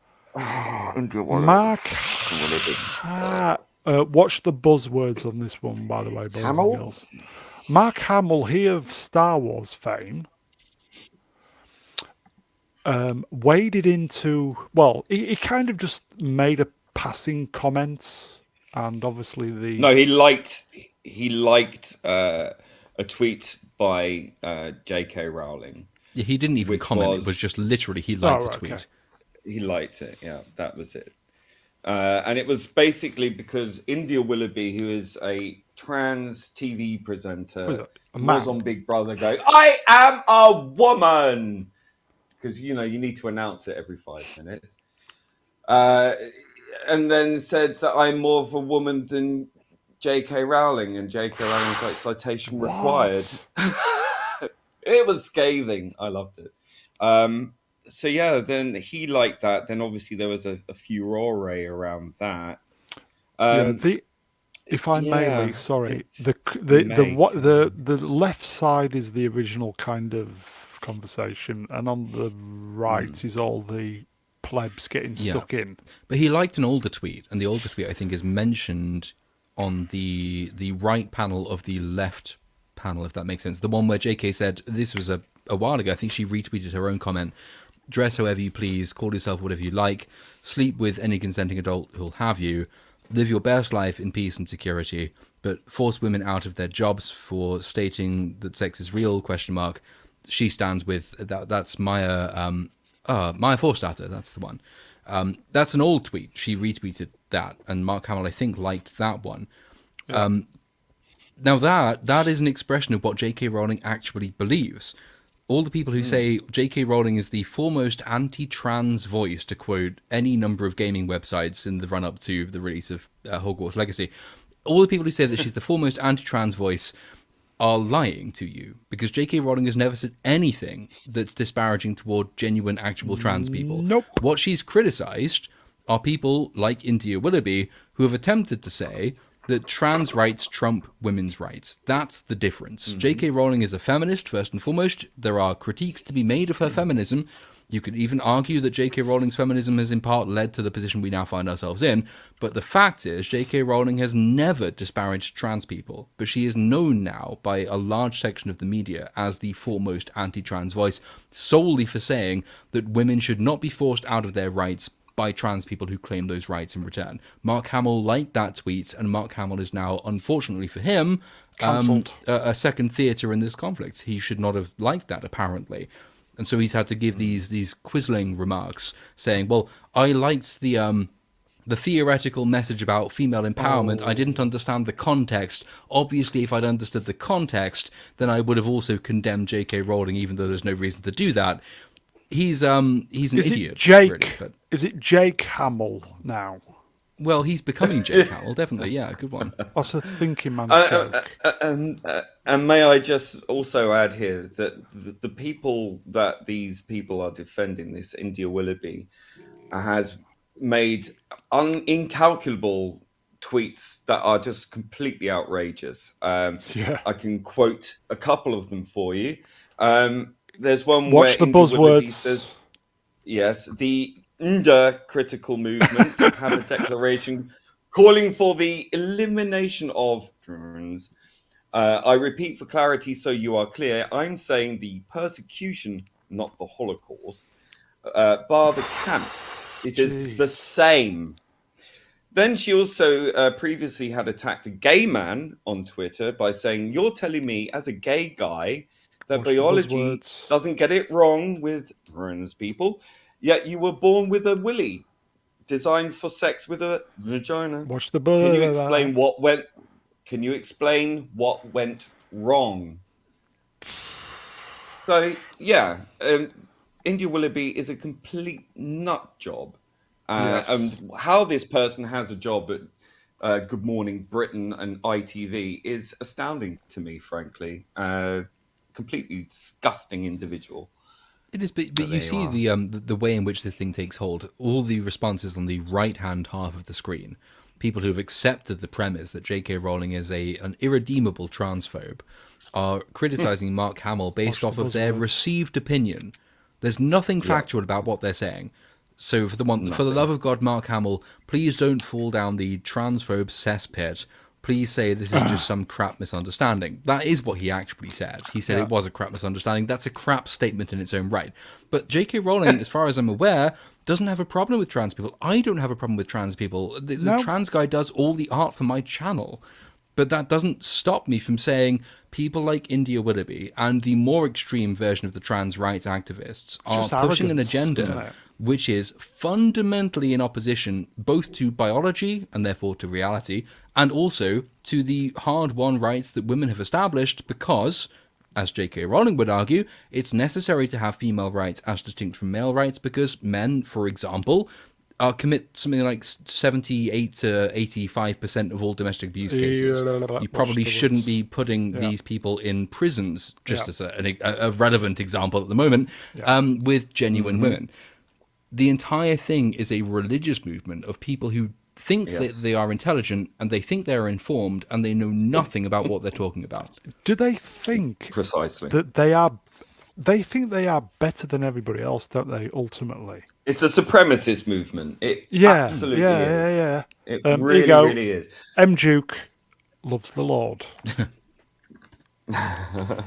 Hallelujah, praise him. Yeah, It's probably it's probably all the drugs that's affecting their mind. So, well, it's not even that. I mean, there is an element of that. I mean, you can draw unfortunate comparisons between the propensity to use certain pills and the propensity to be gender non-conforming, which we won't do here, obviously. But it is, as Problem Being says, it is a fundamentally supremacist movement based on the beliefs of people who know not what they believe. They don't understand what they're saying, but they have been given immense amounts of power through language to cancel people they don't agree with politically. They are neo-Stalinist. They are almost Maoist in the way that they go about this. India Willoughby, there's nothing anti-trans about saying biological sex is irrevocable and irreversible. There is nothing anti-trans about that because you are allowed to make accommodations, and society naturally does make accommodations with people who are non-conforming. Non-conformity doesn't become an issue until you have the government weighed in and say, by law, we are now going to cram down this belief system upon everybody else, and we are going to institute it at every aspect of which the government has control. That's the issue around transports and trans women and whether or not it's illegal or legal to place biological men with women. That's a different matter. Big in Scotland. Yeah, very big in Scotland. It's a huge furore at the moment with the SNP about that. But there's nothing anti-trans about saying biological sex is incontrovertible. It's a J.K. Rowling's position, from what I've read of what she would say, is that, well, as she did say in that tweet I just quoted, dress however you please, call yourself whatever you like, sleep with any consenting adult who'll have you. That was the old gay rights movement premise. Just get out of our business, leave us to do what we will do. That's fine, but the minute people like India Willoughby come around and say, not only the government must recognise me and therefore society must recognise me, and if they don't, you will go to jail, but also, if you don't, you are guilty of a hate crime on a par with the Nazis. That's a different thing. That's a demand for subservience, not a demand for acceptance. that's a different proposition altogether. In the chat, at Mr. Brown Alliance asked me, Optimus Prime is the best Transformer. and I think we'll move on. Yes. Oh, well, speaking of moving on, are we moving on? Sam Smith, I wanted to obviously put the photograph he's been trending forever on the Twitter, but I thought I'll just keep it conservative with him wearing a dress. He doesn't have any friends, does he? He's got allies that have. This guy's off the convinced him that rails. this is a good idea. Do you know what? It's bad. He needs an intervention. There's absolutely nothing wrong with him wearing a dress. I don't care if he wears a dress or not. It's just that when they start enforcing the law about you need to call this person this, that, the other, and the whole thing about destroying women and stuff. That's what I'm against. I don't care what this guy does. He can wear a dress. I don't give a toss. Really, I'm fine with him wearing a dress with you. Yeah. The problem is, and I think that there's a reason that Brown can't share this video, which is that you would be naughty, struck down for sharing the video, but he's allowed to put this video up without any age restriction whatsoever, and will not on take down for it. It's on YouTube, yeah. There's a music video where he's simulating sex acts, simulating being pissed on. It's an astonishingly debauched video, but this is allowed to be put on YouTube in an audience that's acceptable for 5-year-olds and above. Anyone on YouTube can watch this. If we were to reshare it now, you would be age restricted for doing that, but he's allowed to put that up. The danger with that is that this man has been elevated to the status of icon of the gay rights movement. When people who are, not gay rights, nothing to do with us. Privilege card. No, that's the point. That's the problem. LGBTQ plus. That's the problem. In the public imagination, there is no differentiation between those two positions. Sam Smith is being elevated as the height of the progressive movement for LGBTQ plus whatever the fuck people. If he's allowed to put music videos out where he's being pissed on and he's basically shagging simulating people, stuff, simulating incredibly debauched things. In the public imagination doesn't draw distinctions between gay rights and LGBTQ plus propaganda. In the public imagination, they're the same thing. Sam Smith being allowed to get away with this is Sam Smith being allowed to co-opt the entire gay rights movement into his own perverted form of expression of that movement. That's incredibly dangerous. And I'm sure there will be a backlash against this kind of thing, and the backlash will encompass genuine gay, lesbian, bi, and trans people in the near future. When you get a huge regression in the rights afforded to individuals, it will be because culture has elevated people like Sam Smith, and that the culture has decided that Sam Smith represents the ideals of every individual gay, bi, trans, whatever it is. It's really, really dangerous and quite disgusting. And I wish he would go away. Here you go, Mr. Brown Alliance in the. Oh, that's me. Double fucking standards. But that's what I have a problem with. I don't care whether he's wearing a dress or not. It's when they start instigating. No, David Bowie did this in the 70s. Exactly. So I don't mind. It's just that, as Ben had put it, once they start instigating those rules, that's where I have a problem.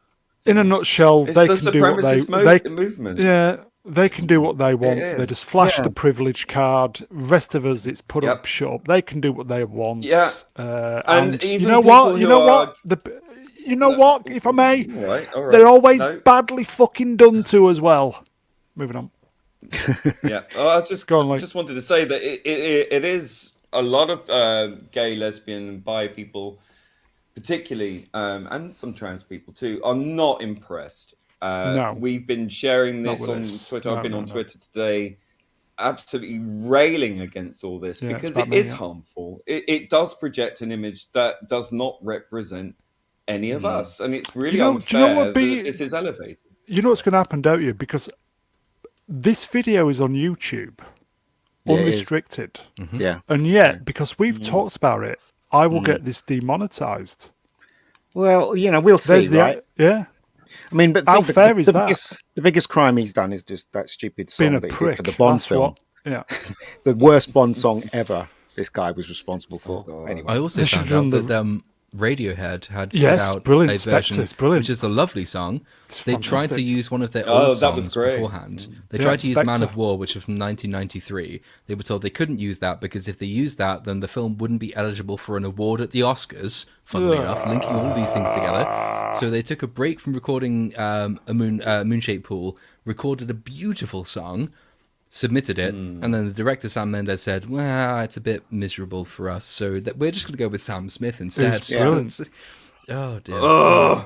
Okay, Awful Sam Smith, go away, please. Yes, please. Now. No, Yeah. Lee, you know this story. Yes, this amused me to no end. I fell for it first of all as well. I was quite quick on this one, but I found out very quickly that so this story about Aretha Franklin's song "Natural Woman" deemed offensive. So this has done the rounds. Everyone's taken this tweet extremely seriously, but it turned out to be a parody account.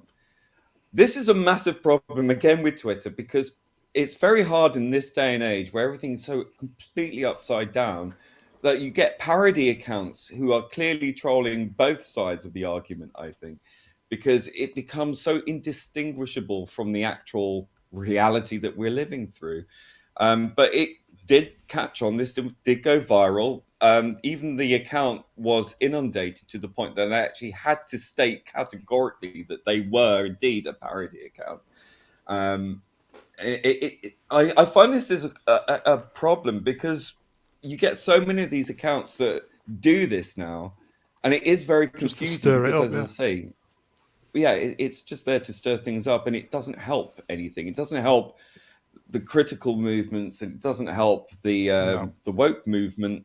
It's just there to confuse and muddle everything all together. And it was taken seriously. Should they have a little Lee? Should they have a little mark against, like a blue check, maybe another color to say that they're a parody account? Well, they're supposed to say that they're a parody account. Right, okay. Don't. Well, the rule with that is that you're only supposed to say you're a parody account if you are parodying a specific individual. Real person, yeah. So if you were to change your Twitter profile name to Elon Musk, and you were parodying Elon Musk, you would have to put brackets, parody, unbrackets.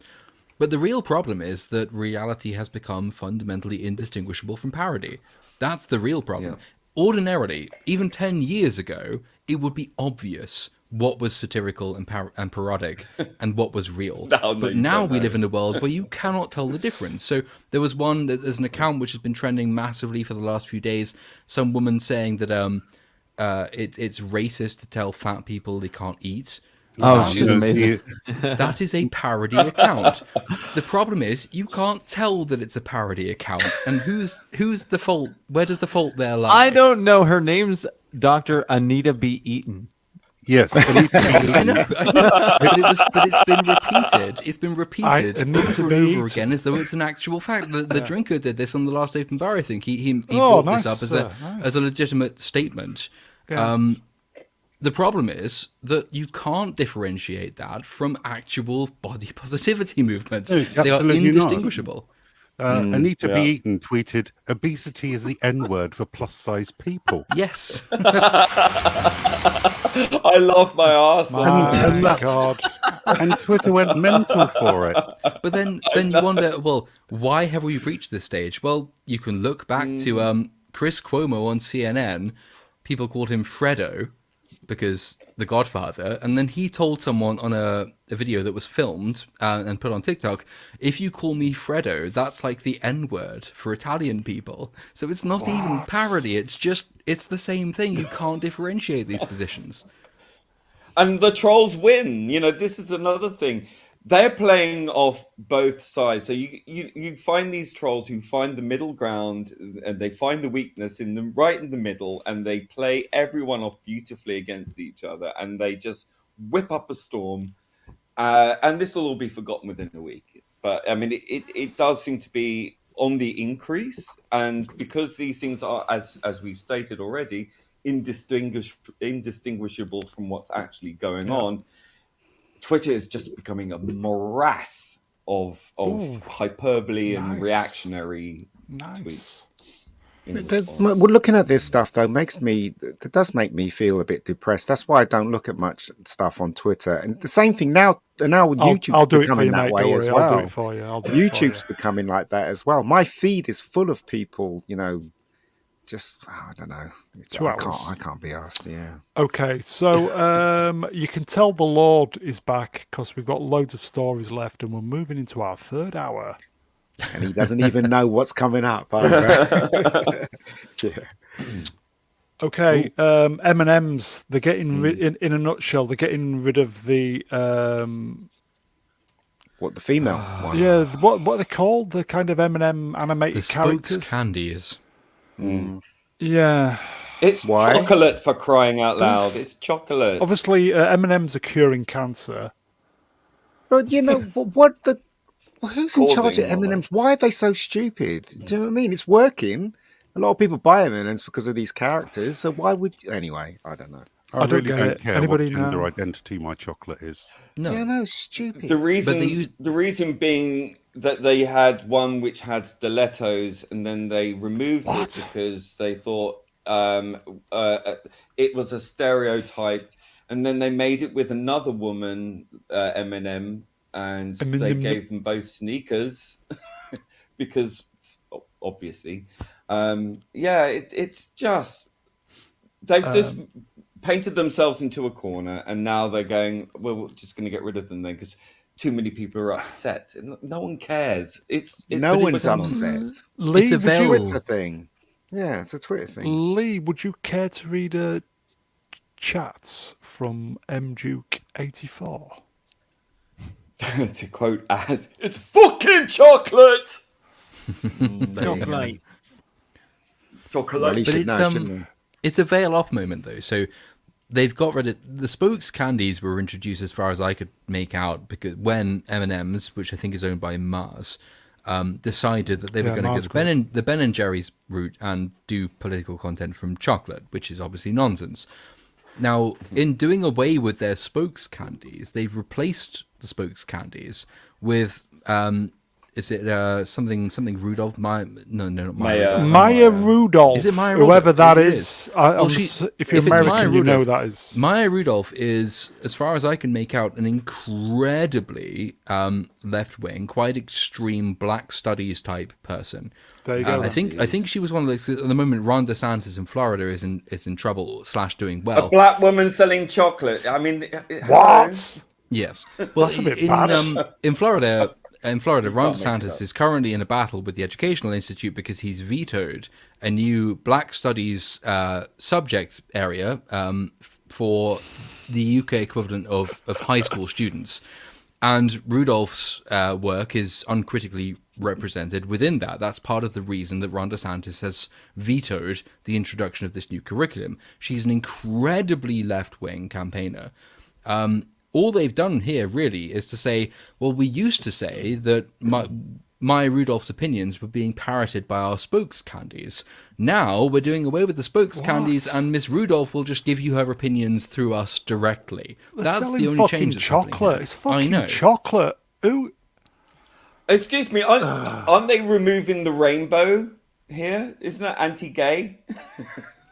Well, Skittles does that every Pride Month. It goes black and white, which I'm sure they'll stop doing now because that's racist. But going back to the point where a POC is selling chocolates, didn't the Milky Bar kid sell chocolate as well? That's a thinking man's joke, everybody. What chocolate is You're welcome. You're welcome. Also, that kid had blonde hair and blue eyes. yes, It's not Evil. yeah. Evil. There you go. well, he's Aryan, therefore a Nazi. Yeah, obviously. Movie And was cynic. frequently replaced by exact clones. Exactly. Movie cynic. Who Do you killed like Indians? Do you like the blue M&M? I actually remember getting excited when they introduced the blue M&M when I was a kid. Yep. That's because it had E numbers. And were you tripping off the E numbers? Whoa, no. He's not doing that. What? Here you go, in the chats. I feel like I'm on a roll. That's 2 weeks on the trot. Andy Mouse, 123. Nice one, Brownie. Thank you, sir.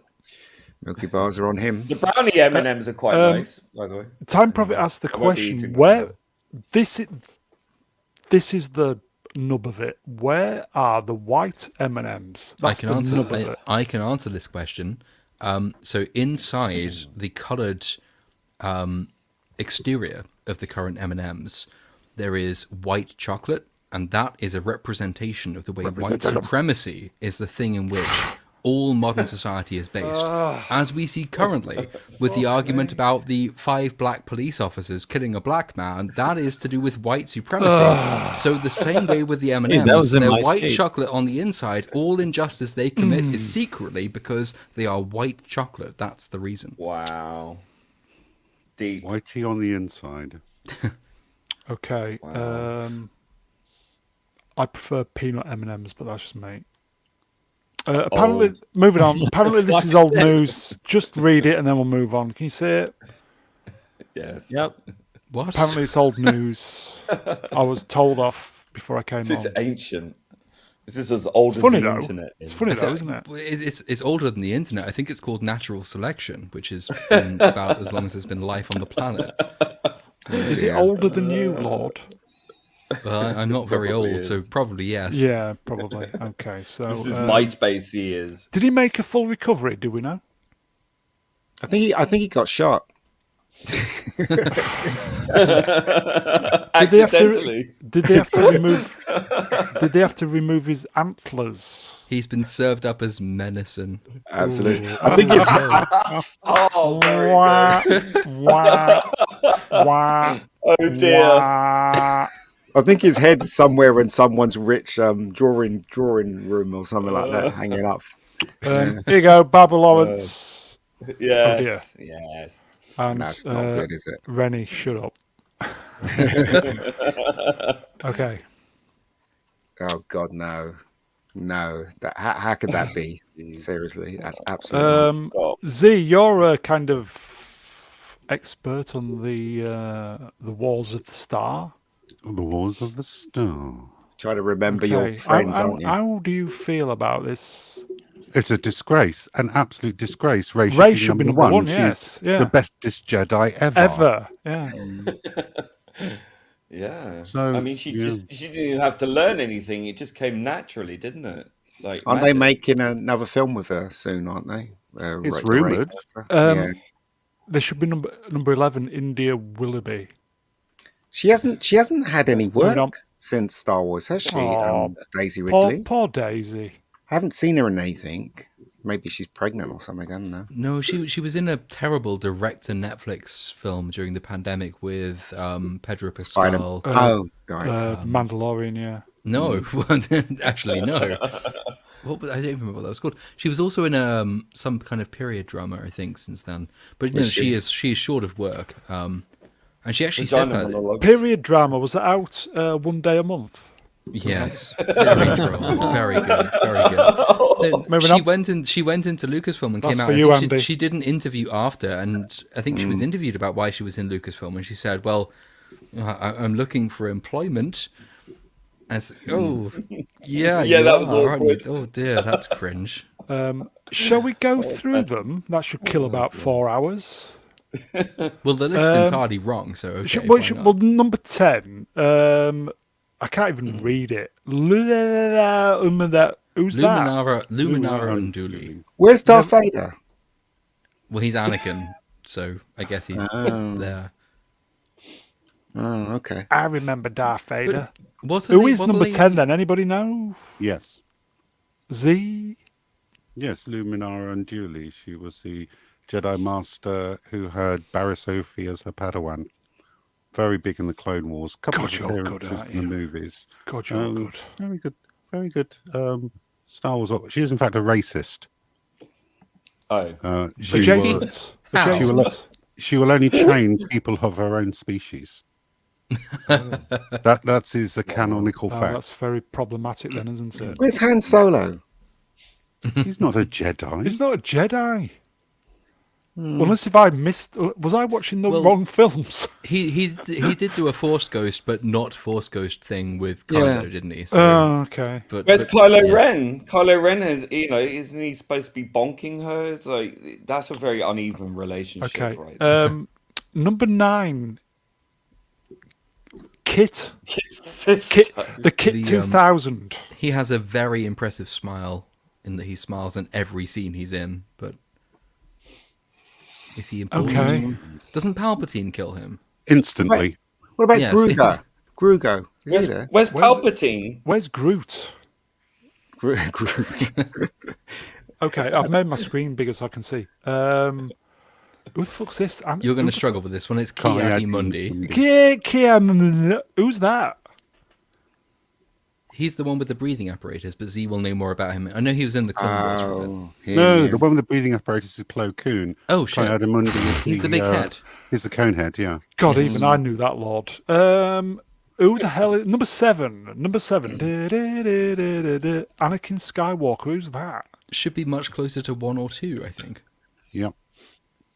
It should Who be is Darth it? Vader. It shouldn't be Anakin Skywalker. It should be Darth Vader. That's how a lot of people Who know is him. Anakin Skywalker? Well, Mace Windu got killed. Anakin Skywalker lasted longer than him, didn't he? Yeah, he did. Really? He did. I mean, I know he got killed eventually, but really?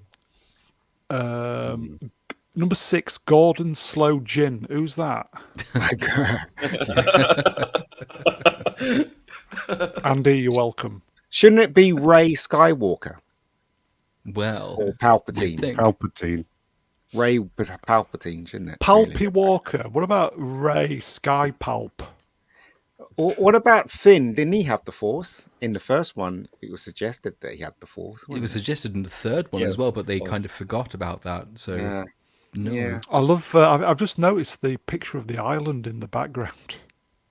No. It's a weird list. I mean, it depends how you judge powerful, because Obi-Wan Kenobi has beaten most of the people on this list at some point or other. But Anakin is supposed to be the chosen one and is theoretically Well, they even has told the us, potential didn't to they? be the most Yeah, powerful they even person with the told us. Force. So he's got to be 1 or 2. Rey. Where's Leia? Where's Leia? Well, where is Leia? Exactly. She it's a can bad fly like list. Mary Poppins in space. Can they do that? But it misses the point. They put Luke Skywalker at number 2 because Luke Skywalker, the people who created the list think Luke Skywalker is a hero, therefore he must be one of the most powerful Jedi ever. Luke has to be beneath Anakin. Luke's power isn't in his own Force sensibility. It's in his ability to redeem Anakin, because Anakin is the chosen one who will restore balance to the Force. Anakin is way more powerful than Luke is, but Luke is personally, on a moral level, more powerful than Anakin is. Same thing with Obi-Wan Kenobi. Obi-Wan Kenobi is immensely talented, but probably weaker in the Force than most of the others on that list. Mace Windu is stronger in the Force, but weaker in combat. It's No. Mace Windu is the only person to have defeated Palpatine, Well, apart from Rey. Obi-Wan Kenobi. Well, if you are going on who's the most powerful Jedi, it would be Palpatine, wouldn't it? He'd be number 1 because he basically survived the whole of the Return of the Jedi, and he came back, didn't he? You know. Also he kind of Anakin. won. He won, didn't he? Where's Grogu? Anakin also defeated Palpatine in the final way, up until the point they decided it wasn't final.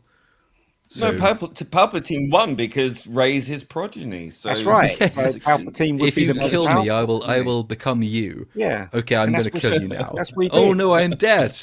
Yeah, Oh, that's what he did. In that climax, everybody remembers. In that climax, he says if he dies, he can transfer himself into Rey. Yep. And then when he died, he did Ooh, transfer that's himself into kinky. Rey. It's just a bit weird, isn't it? The whole storyline and everything. So it's just what stupid. storyline? Oh, Epic God. Pearson is roasting you guys in the chat right now. I thought I was on a roll until Rennie turned up. Bad Bad Brown, get Grogu's Grogu's name out of your mouth, yeah. name out of your mouth. I will wash my mouth out after Yeah, this. they're only included people who actually gasoline. passed Jedi training, which is why you don't see Ahsoka in there. But yes. Rey also hasn't completed the trials, Bitches leave. so she's technically not a Jedi either. No, yeah, you're right.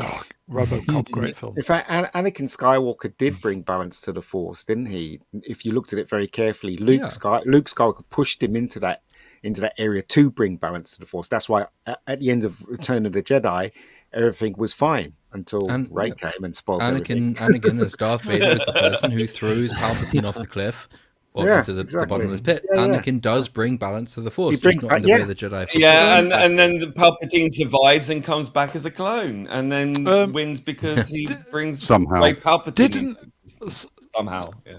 didn't you may have said this? It's all kind of blurring. Didn't Rey smack Luke? Smack him down, beat him down. Did she? I can't remember. Yeah. The film was so Yeah, awful. Can't in remember. that But that was awful film. when he'd shut himself off from the Force, and she decides that he's not playing ball, so she's going to beat him because she beats everyone. That's Rey's thing, and She's she the bestest knocks him to the ever. ground. Yeah. But then If they Count do- Dooku beats Yoda Oh, and yeah. trained Qui-Gon, beat Anakin once, beat Why Obi-Wan have they once. highlighted Rey though? Because, well, you know, Why have you got she's such amazing, a- Rey. Well, she's bestest ever, yeah, but Do you know what? If they do make a movie with her in it, she's got to get her ass beaten, and then she's going to come back. I hope That's, so. that's how the film should work. The next one should work. If she's an all urn powerful, all the way through, the film's not and going to work. instead of stealing things, earn them. Yeah, exactly. Who Or knows? having them handed to her. Yeah. Yeah. Here you go, Reniel. Oh, sorry, chat moved up. Sorry, Brown just sounded like Fozzie Bear. Sweet. Waka waka waka waka. Waka Yeah. waka waka. Okay. It's not Star Wars, is it? You never know. I don't know. I think Star Wars is dead, personally. Well, yeah, it's. If they got me to direct the next Star Wars film with Rey in it, I'd make sure she looked bloody hot. Do you know what I mean? Like a real woman, you know. Totally. So I don't know. That might help a bit. Anyway, moving on. What the fuck? This was trending That happened. yesterday. Yeah. I think that the original tweet, this was in the UK, was it name your favourite movie but replace one of the words with wank? So can we see what, let's try and guess. So what movie is Top Wank? Top Gun? Top Gun. Not Top Secret. No. Could have been Top Secret, or did they make a Top Cat movie? I can't remember. Don't know. So it's, we think, well, it'd be Top Gun, won't it? It'd probably be Top Gun. It'll be Top Gun. Yeah. I don't know. Okay. Wank Club. Like, Brown, stop it now. You know the first rule of Wank Club. Okay. Wank Wars. Star Wars. Which I think is Secret quite true, Wars, actually, that's isn't it? happened, Unintentionally, that's true, though, isn't it? Wank Wars. It's not Battle Wank, that's for sure. Yes, we coined that one. Oh yes. The Wank. that one's probably Ooh, the this actual is a title. tough one. Yeah. Tough Wank. That could be anything, though, isn't it? There's loads of films beginning The with Wank. The isn't Sting. it? Yeah, it could be anything. The Fog. The Fog. The Godfather. The Godfather, yeah, The it could be Godfather. anything. Wank Father. The Wank Father. Anyway, it's a very British thing. We tittered for It about really is. 2 seconds. Do you remember they had what is it? What's his name? Phil Collins was in oh god, what's that stupid show called? We were all dressed in the 80s with it was Miami a cop Vice. show.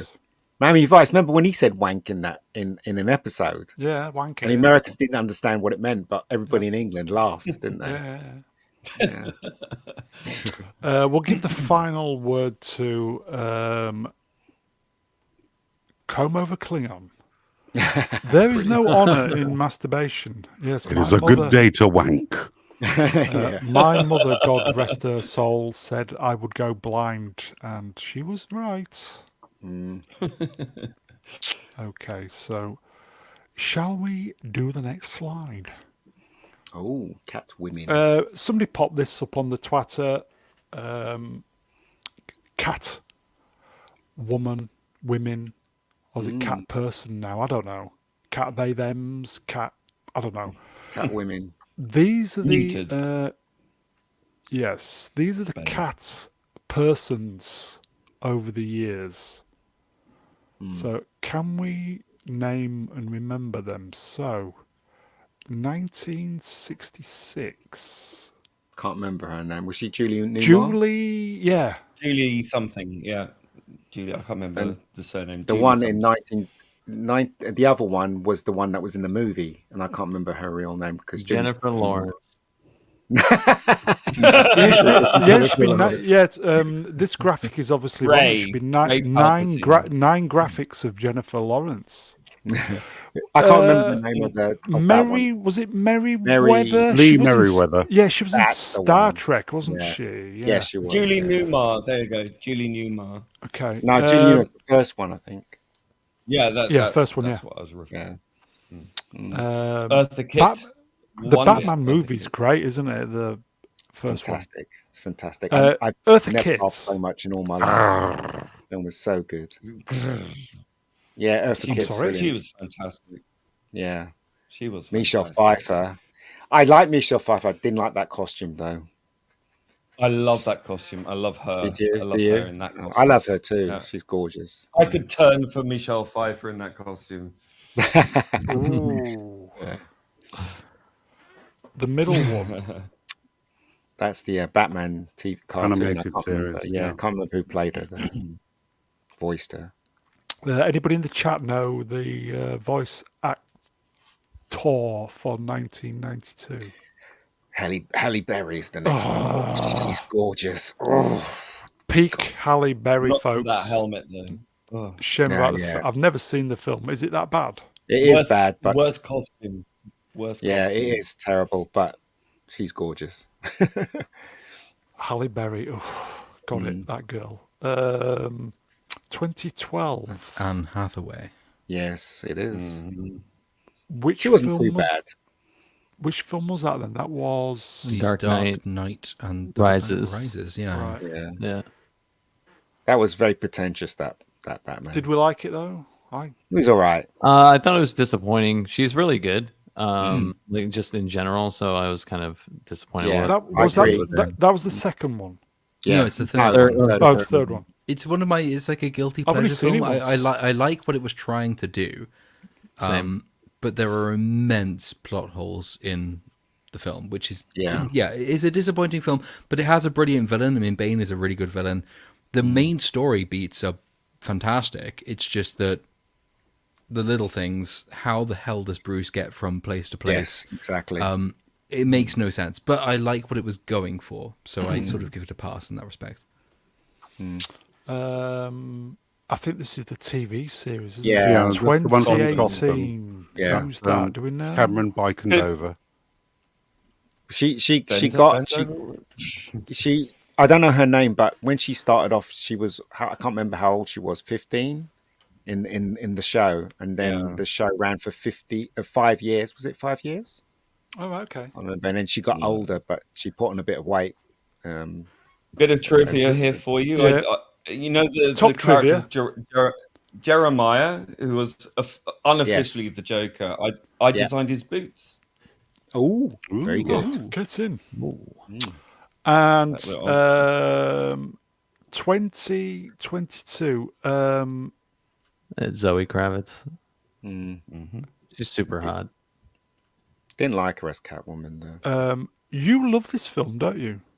I do. I kind of like how Little Platoon was just describing his feeling towards Dark Knight Rises. A little bit the same for the Batman. It does have a lot of plot holes, but I liked what it was going for and what it did. I did like her as Catwoman. She said that one really woke, annoying line in the movie that kind of dialed it back a little bit. But I mean, you can't complain with aesthetics though. She's I gorgeous. also completely forgot she was in the movie, but Did you? yeah. So, but Catwoman was in that film. Oh, yeah. She was, yeah. She also voices the Lego Catwoman Is she? in the Batman franchise. And she wore an awful mask as well. Just the mask was stupid. It was that was just ridiculous. Yeah, but the Batman wore a stupid mask as well, didn't he? In that one as well, didn't like his costume at all for some reason. Lego Batman. Did I see that, or was I tripping? That's a good film, isn't it? Lego Batman. I haven't seen it. Yeah, I think it's Lego Batman is a film, isn't it? I'm not being old, am I? No, it a is. great film. Yeah, it's a film. Yeah, I thought it was. Yeah. Okay, so let's move on. This dropped before we came on. Who's she? Annie Wershing. Wershing? yes, she died. Renee from 24. Mm-hmm. Or yes. more recently, Picard and says they're Timeless, and she's in The Last of Us. Yeah, she died. played the role that Anna Torv played in the TV series. 45? Yeah, it's stomach cancer. Yeah, it's terrible. My dad died of stomach cancer. I remember in 24, definitely. She was great in 24. She was, yeah. 24 is a great program. Oh God, yeah. Fantastic show. Sad. It is sad. 45 is no age. It's a shame. Rest in peace, Annie Wershing. Is it Wershing? I don't know. I Maybe Ben could pronounce it because he's very good at pronouncing words. I think she was of German descent, if I remember. Well, if it's gorgeous, German, I'd imagine though. it's Wershing, but I think it's Wershing. Told you, you'd know. The Lord knows everything. That's why he's here. He does, because he's the Lord. Okay. That's why. And finally, obviously, I think we were going to do this last week, but show business. And finally.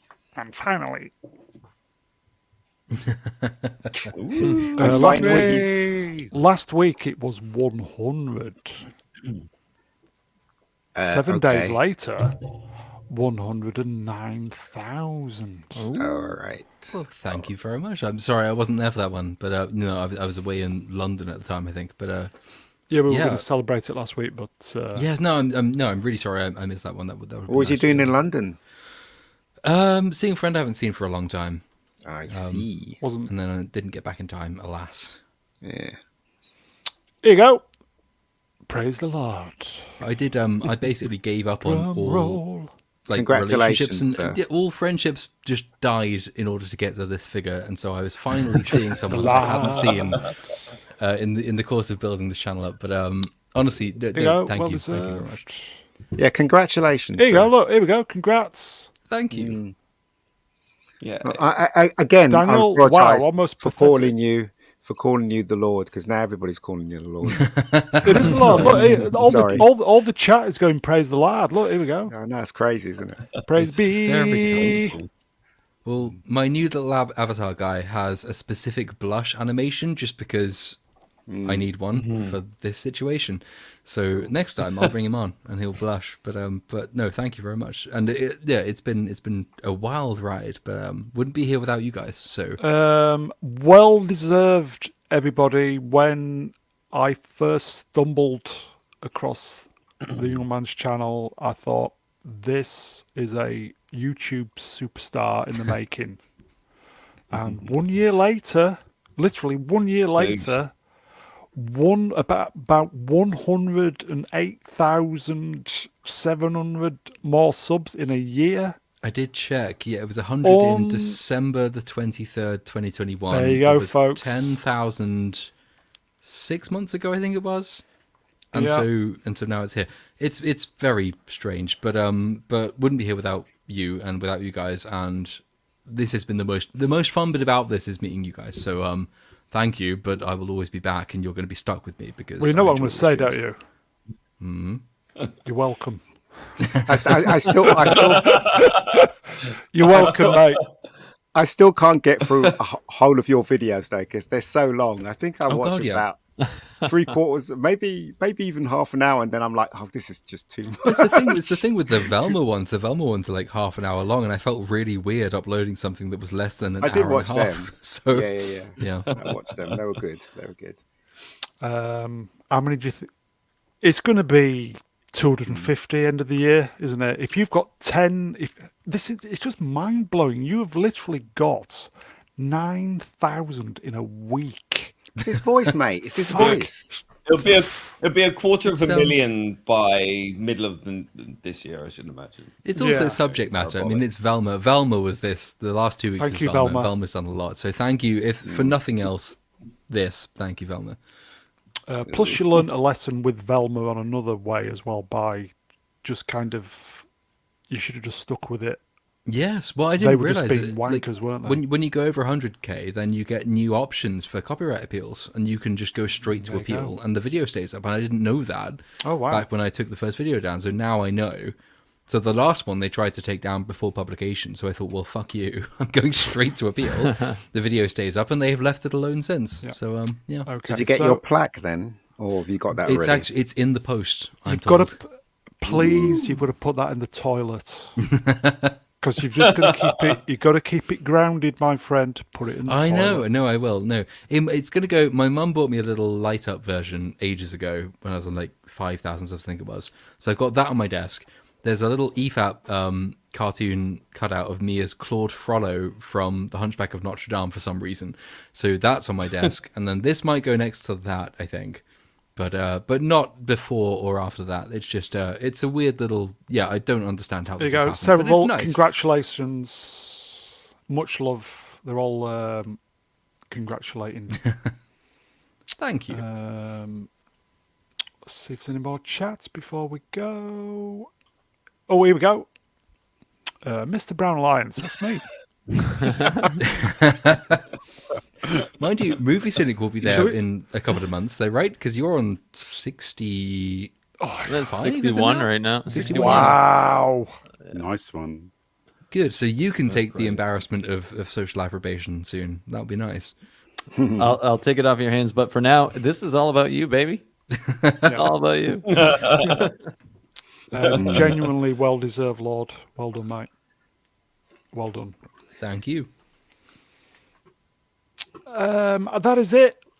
Please consider donating to the channel. Links are in the description. Pin message. I think Appion threw a super chat my way, so I thank you for that. That is it. God, he's big enough now that he can just say at the end of his stream, "Oh, I got a super chat, by the way. Thanks." Yeah. God, the fame gets to everyone. Don't expect anything. Okay. So I will thank the chat. Steady, very, very steady numbers this evening. So genuinely, chat, you always bring your A game. A few new faces. Always great to see the lurkers making themselves known. So chat, you are wonderful. We will see you next time. I will thank the guests in order of my screen from the bottom.